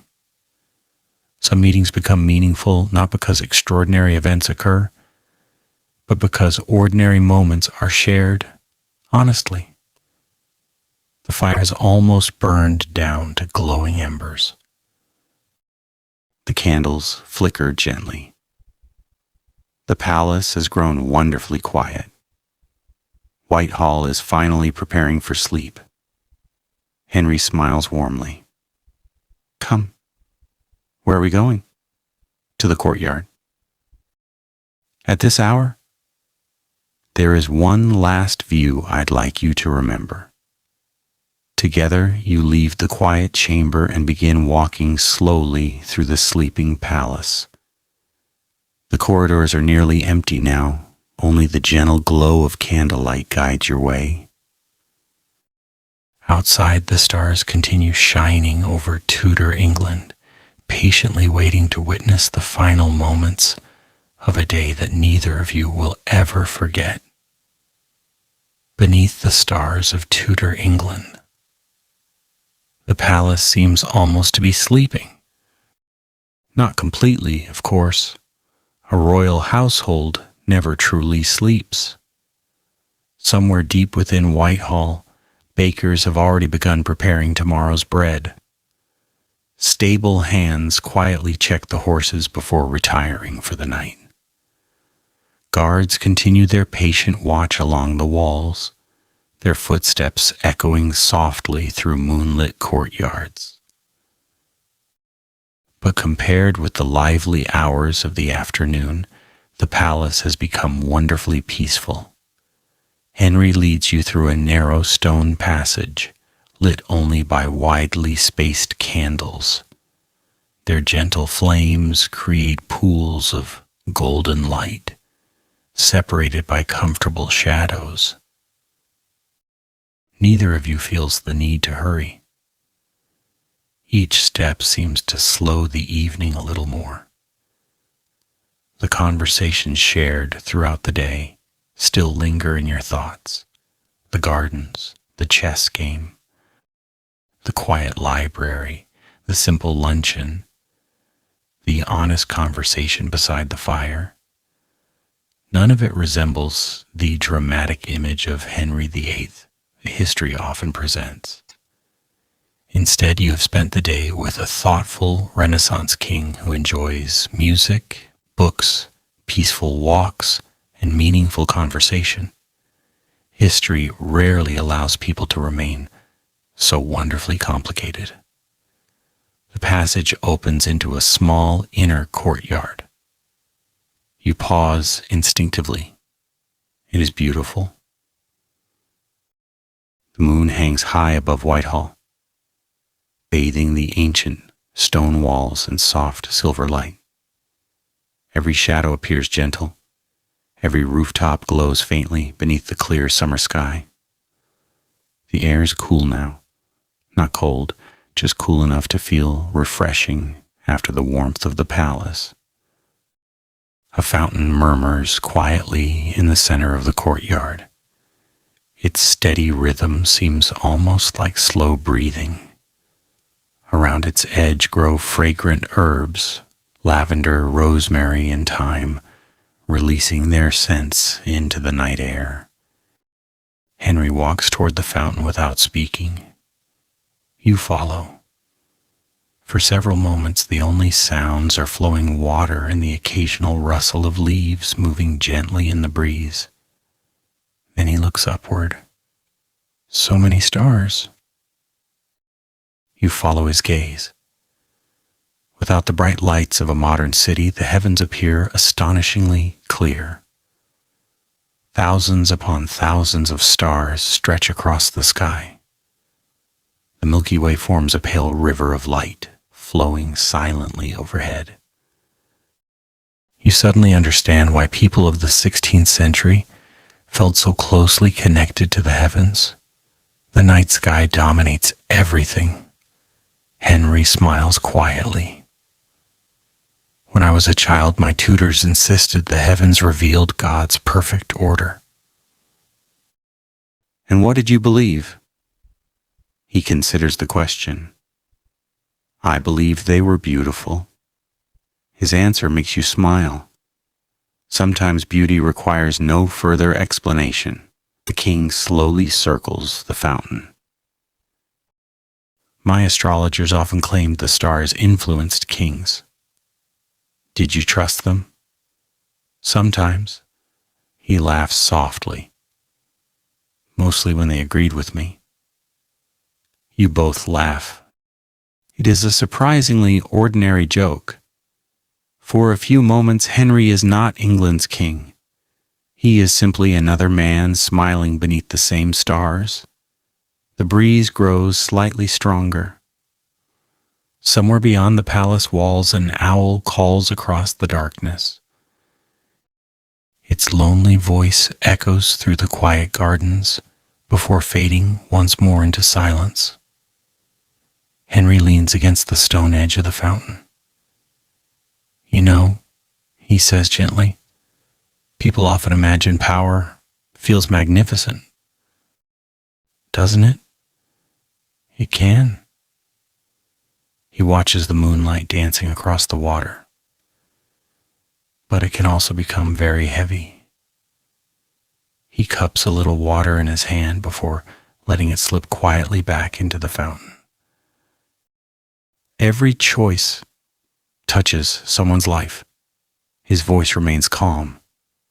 A farmer, a soldier, a merchant, a child. You begin to understand that no decision is ever truly small. The words settle gently between you. From history books, royal decisions sometimes appear like simple lines upon a page. A treaty signed, a law passed, a marriage arranged. Yet each decision quietly changes thousands of ordinary lives. Standing beside Henry in the peaceful courtyard, that truth feels more real than ever. You begin walking together around the edge of the courtyard. The gravel crunches softly beneath your shoes. The palace towers rise above you like silent guardians. Their countless windows reflect scattered candlelight from within. Many rooms have already gone dark. Others still glow warmly. Behind every window lives another story. Servants writing tomorrow's schedules, ladies finishing embroidery, guards beginning another long watch, priests preparing morning prayers. Every life quietly continues while history focuses almost entirely upon one man. Henry notices your attention wandering upward. It's easy to forget how many people keep a palace alive. It truly is. My name may appear in history. He smiles thoughtfully.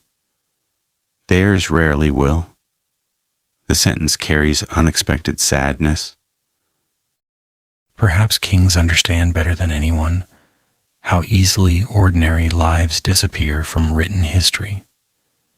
You think of the baker you never met, the gardener tending roses, the musicians tuning instruments, the elderly cook proudly describing fresh herbs. Without them, today's memories would never have existed. History belongs to them as much as any king. The moon climbs even higher. Its pale light now reaches every corner of the courtyard. Henry sits upon a low stone bench. You join him. Neither of you speaks for quite some time. The silence is comfortable, peaceful. Sleep seems almost to settle over Whitehall itself. The king suddenly smiles. May I ask you one final question? Of course. He looks at you with genuine curiosity. When you first arrived this morning, he says, Were you afraid of me? You answer honestly, yes. And now, you think carefully before speaking. I understand you better. He nods slowly. That is enough. Not admiration, not agreement, understanding. Perhaps that is the greatest gift history can offer. To understand people without pretending they were perfect. To recognize both kindness and flaws, both wisdom and mistakes, both greatness and humanity. Henry stands once more. The fountain continues singing quietly beside you. I suspect tomorrow historians will continue arguing about me. You laugh softly. I'm certain they will. I hope they enjoy themselves. His eyes sparkle with amusement. They usually do. The palace clock suddenly strikes. Its deep bells roll across the sleeping city. 1, 2, 3. Each note lingers in the cool night air before fading into silence. Henry listens until the final echo disappears. It's growing late. You nod. Neither of you wishes to end the evening. yet both understand that every journey eventually reaches its final pages. The king gestures toward a small wooden gate leading into another quiet section of the gardens. There is one last place. You follow him beneath ancient stone arches. Ahead, moonlight spills across an open lawn bordered by towering oak trees that have witnessed generations of Tudor kings. Somewhere beyond those trees, dawn will eventually return, but not yet. For now, the stars remain above you. The palace sleeps peacefully behind you. And the final moments of your remarkable date with Henry VIII are about to unfold in the quietest corner of Whitehall, the last walk before dawn. The little wooden gate closes gently behind you. Its quiet click is almost swallowed by the sounds of the night. Ahead stretches a broad lawn wrapped in silver moonlight. Ancient oak trees stand around its edges like silent guardians that have watched over generations of kings and queens. Their massive branches sway almost imperceptibly in the cool breeze, scattering shifting shadows across the grass below. The air carries the fresh scent of dew. Somewhere beyond the trees, the River Thames continues its slow journey toward the sea, though now you hear it more than you see it. The city has grown remarkably quiet. London never truly sleeps, but it does dream. A distant dog barks once before falling silent again. Far away, a watchman calls the passing hour to anyone still awake. Otherwise, there is only peace. Henry slows his pace even further. I rarely come here with company. It feels very private. It is. He smiles gently. Few people even know this garden exists. The path beneath your feet is little more than smooth grass worn by occasional footsteps. No carefully trimmed hedges surround this place. No elaborate fountains demand attention. Nature has been allowed to remain almost untouched. It feels older than the palace itself. You walk side by side without speaking. There is no awkwardness. After everything the two of you have shared throughout the day, silence has become its own language. It no longer asks to be filled. Instead, it invites reflection. The moonlight paints Henry's face with soft silver tones. For a moment, the king resembles the young prince. History once admired across Europe. Not the aging monarch remembered from later portraits. Not the ruler burdened by illness and disappointment. Simply a man enjoying the stillness of an English night. Eventually he stops beneath one of the oldest oak trees. Its enormous trunk twists toward the heavens, its bark marked by countless seasons of wind and rain. Henry places one hand against the rough wood. This tree was already old when I was a boy. You look upward. Its branches disappear into the darkness above. It has seen many kings. It has, and it will likely see many more. The thought is strangely comforting. Human lives pass quickly. Empires rise and fall. Dynasties flourish before fading into memory. Yet the natural world continues with patient confidence. The seasons return. The stars reappear each night. Trees quietly add another ring to their trunks without caring who wears the crown. Henry begins walking again. When I was young, he says softly. I believed history belonged to extraordinary people. And now? I think history belongs to everyone. He gestures toward the sleeping city beyond the palace walls. The baker, the ferryman, the gardener, the mother putting her child to bed, the old soldier telling stories beside a fire. They all shape England. His voice carries deep conviction. Kings merely receive the credit. You smile. I think historians could learn from you. He laughs warmly. I'm not certain they'd listen. The two of you continue across the moonlit lawn. Ahead stands a simple stone bench overlooking the river. No decorations, no royal symbols, no elaborate carvings. Its beauty lies entirely in its simplicity. Henry sits. You join him. Neither of you speaks for several minutes. The silence feels almost sacred. Above you, the stars continue their endless journey. The familiar constellations shine exactly as they did centuries before Henry's birth, exactly as they will centuries after both of you are gone.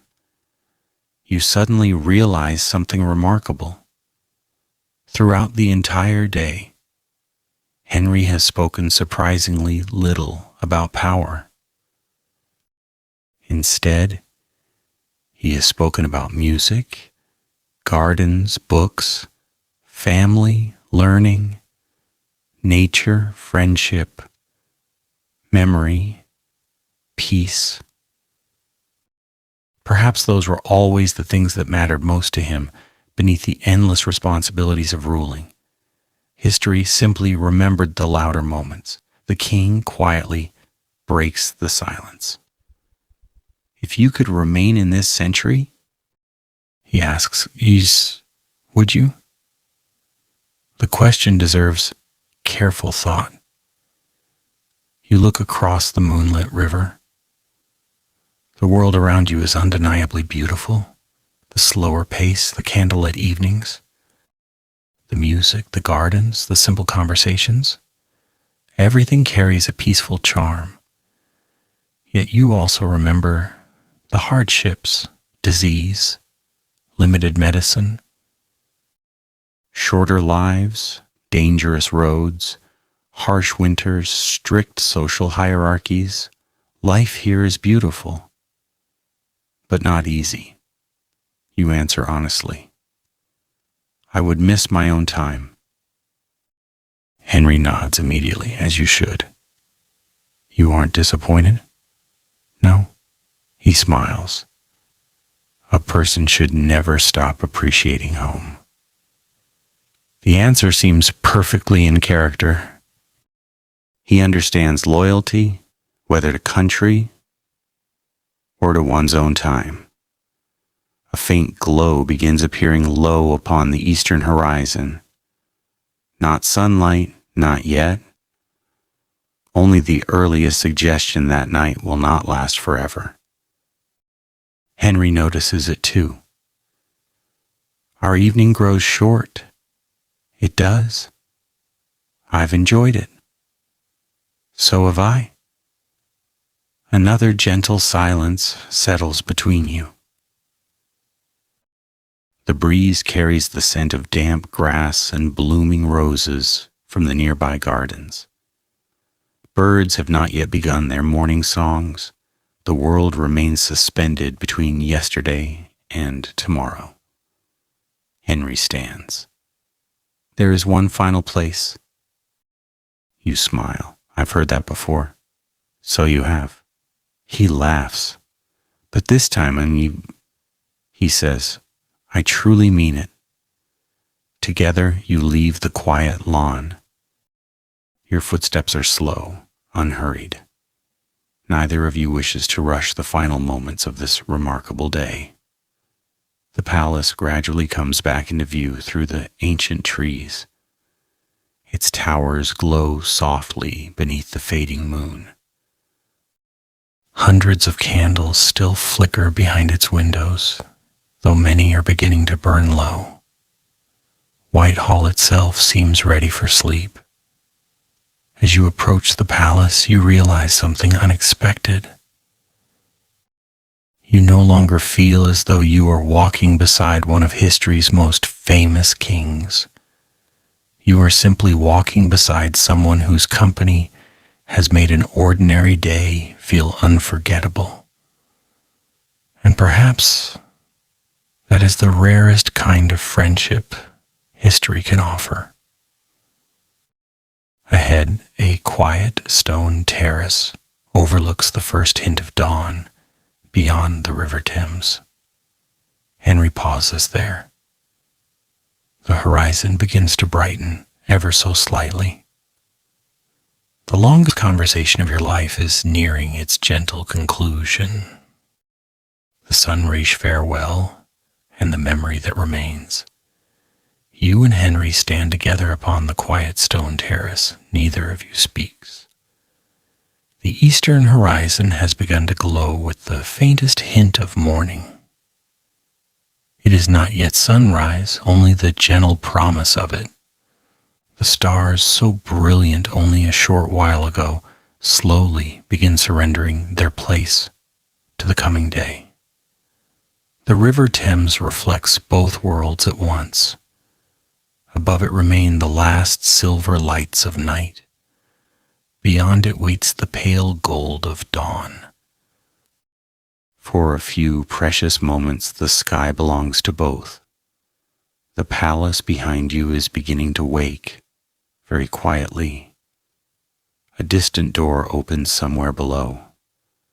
A servant crosses one of the inner courtyards, carrying a lantern whose flame is no longer needed. Smoke rises from the first kitchen chimneys. Stable boys greet restless horses with gentle voices. Another day in Tudor England is beginning exactly as yesterday ended, with countless ordinary people preparing for extraordinary work. Henry watches the city with calm eyes. It begins again. The kingdom? He nods. Every morning. There is no complaint in his voice, only acceptance. You realize that while everyone else experiences a new day as possibility, a king experiences it as responsibility. Before breakfast, there will be reports, petitions, letters from ambassadors, questions from ministers, requests from nobles, disagreements to settle, decisions to make. The quiet companion who walked with you beneath the stars will soon become England's ruler once again. The transformation has already begun. Yet for these last few moments, he remains simply Henry. The breeze grows cooler. Morning birds begin singing from the palace gardens below. Their songs are soft at first, then gradually multiply until the silence fills with gentle music. Robins, blackbirds, thrushes. Life awakens without anyone giving it permission. Henry smiles as he listens. I've always liked birds. They don't care who is king. Exactly. The answer makes you laugh. He joins you. The laughter is quiet, unhurried, and genuine. One final shared moment before the day claims him once more. The first edge of the sun appears above the distant horizon. Its light spreads slowly across the rooftops of London. Church towers emerge from the shadows. The palace windows begin reflecting gold instead of moonlight. The river becomes a ribbon of shimmering fire. It is breathtaking. Neither of you interrupts the moment with unnecessary words. Some things are too beautiful to explain. Eventually, Henry speaks. When people imagine kings, he says softly, they usually imagine crowns. He looks toward the sunrise. I've always preferred mornings like this. You understand. No audience, no ceremony, no applause. Only quiet beauty shared with another human being. Perhaps that is enough. Perhaps it always was. The sunlight grows stronger. The palace behind you comes fully alive.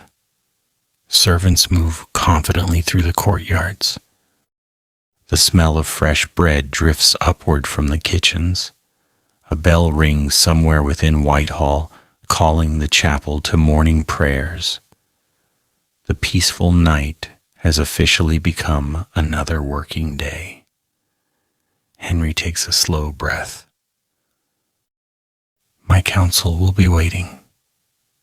I suppose they will. They're rarely patient. You smile. I imagine England isn't either. No. He laughs gently. It never has been. For a moment he simply studies your face, as though trying to remember someone he knows he will not meet again. There is something I've been thinking about. What is it? You arrived carrying many stories about me. I did. And now you'll leave carrying different ones. You nod. I will. He seems pleased. Good. The word is almost whispered. History often speaks loudly. Truth rarely needs to. A servant appears quietly at the far end of the terrace. He bows, but wisely keeps his distance.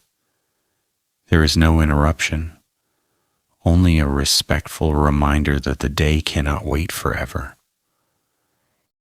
Henry turns toward him briefly before looking back at you. It seems our time has ended. It does.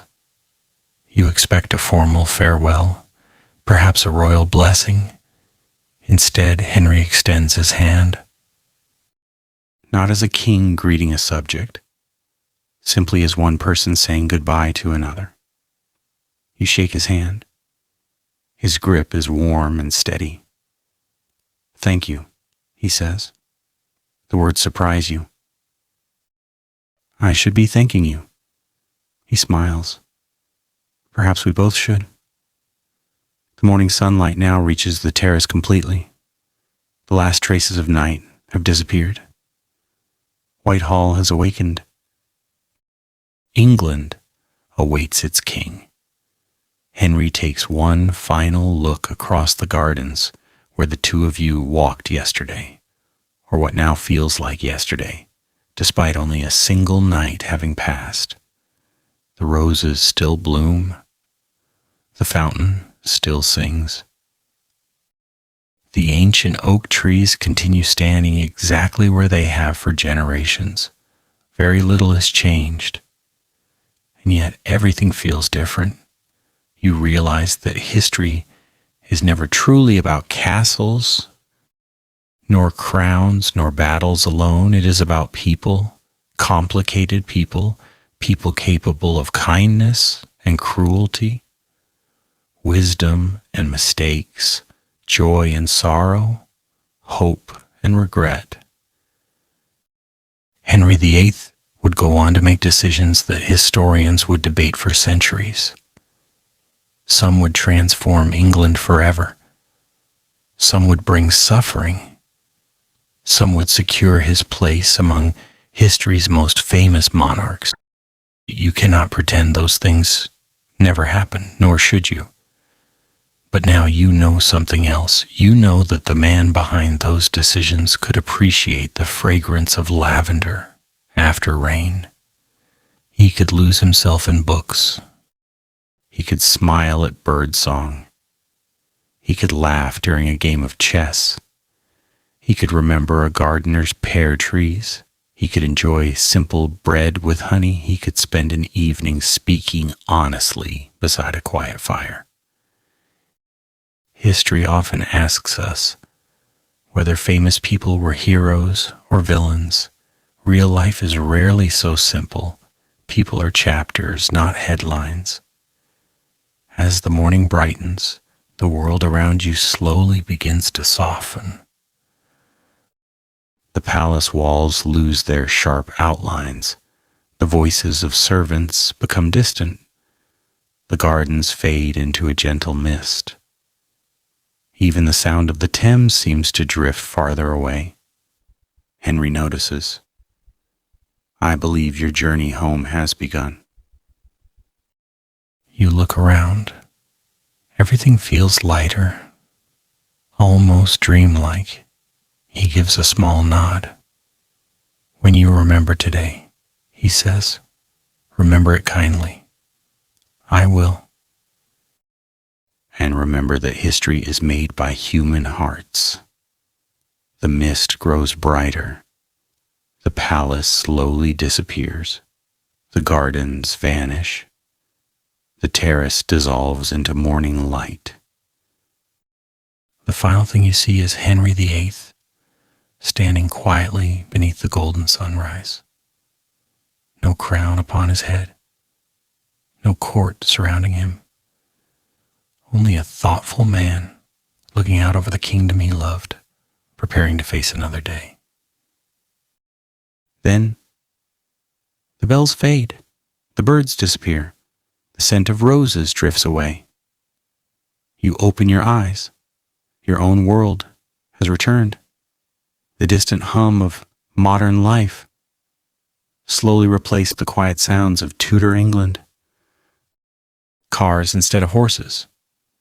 Electric lights instead of candles. Glass towers instead of palace walls. 5 centuries separate your world from Henry's. Yet something remains. A peaceful memory. A reminder that every famous name in history once watched a sunrise, shared a meal, laughed with a friend, worried about tomorrow, and hoped to be understood. Perhaps that is the greatest lesson of all. Not that kings were different from us, but that beneath the weight of crowns and centuries, they were human too. And as the morning continues and the ordinary rhythm of your own day begins, the memory of that impossible date lingers quietly in your mind, not as a tale of power or politics, but as a gentle walk through history with a man the world remembers and a person you finally came to know. Thank you for joining this peaceful journey through Tudor England. Until our next quiet adventure through the past, sleep well.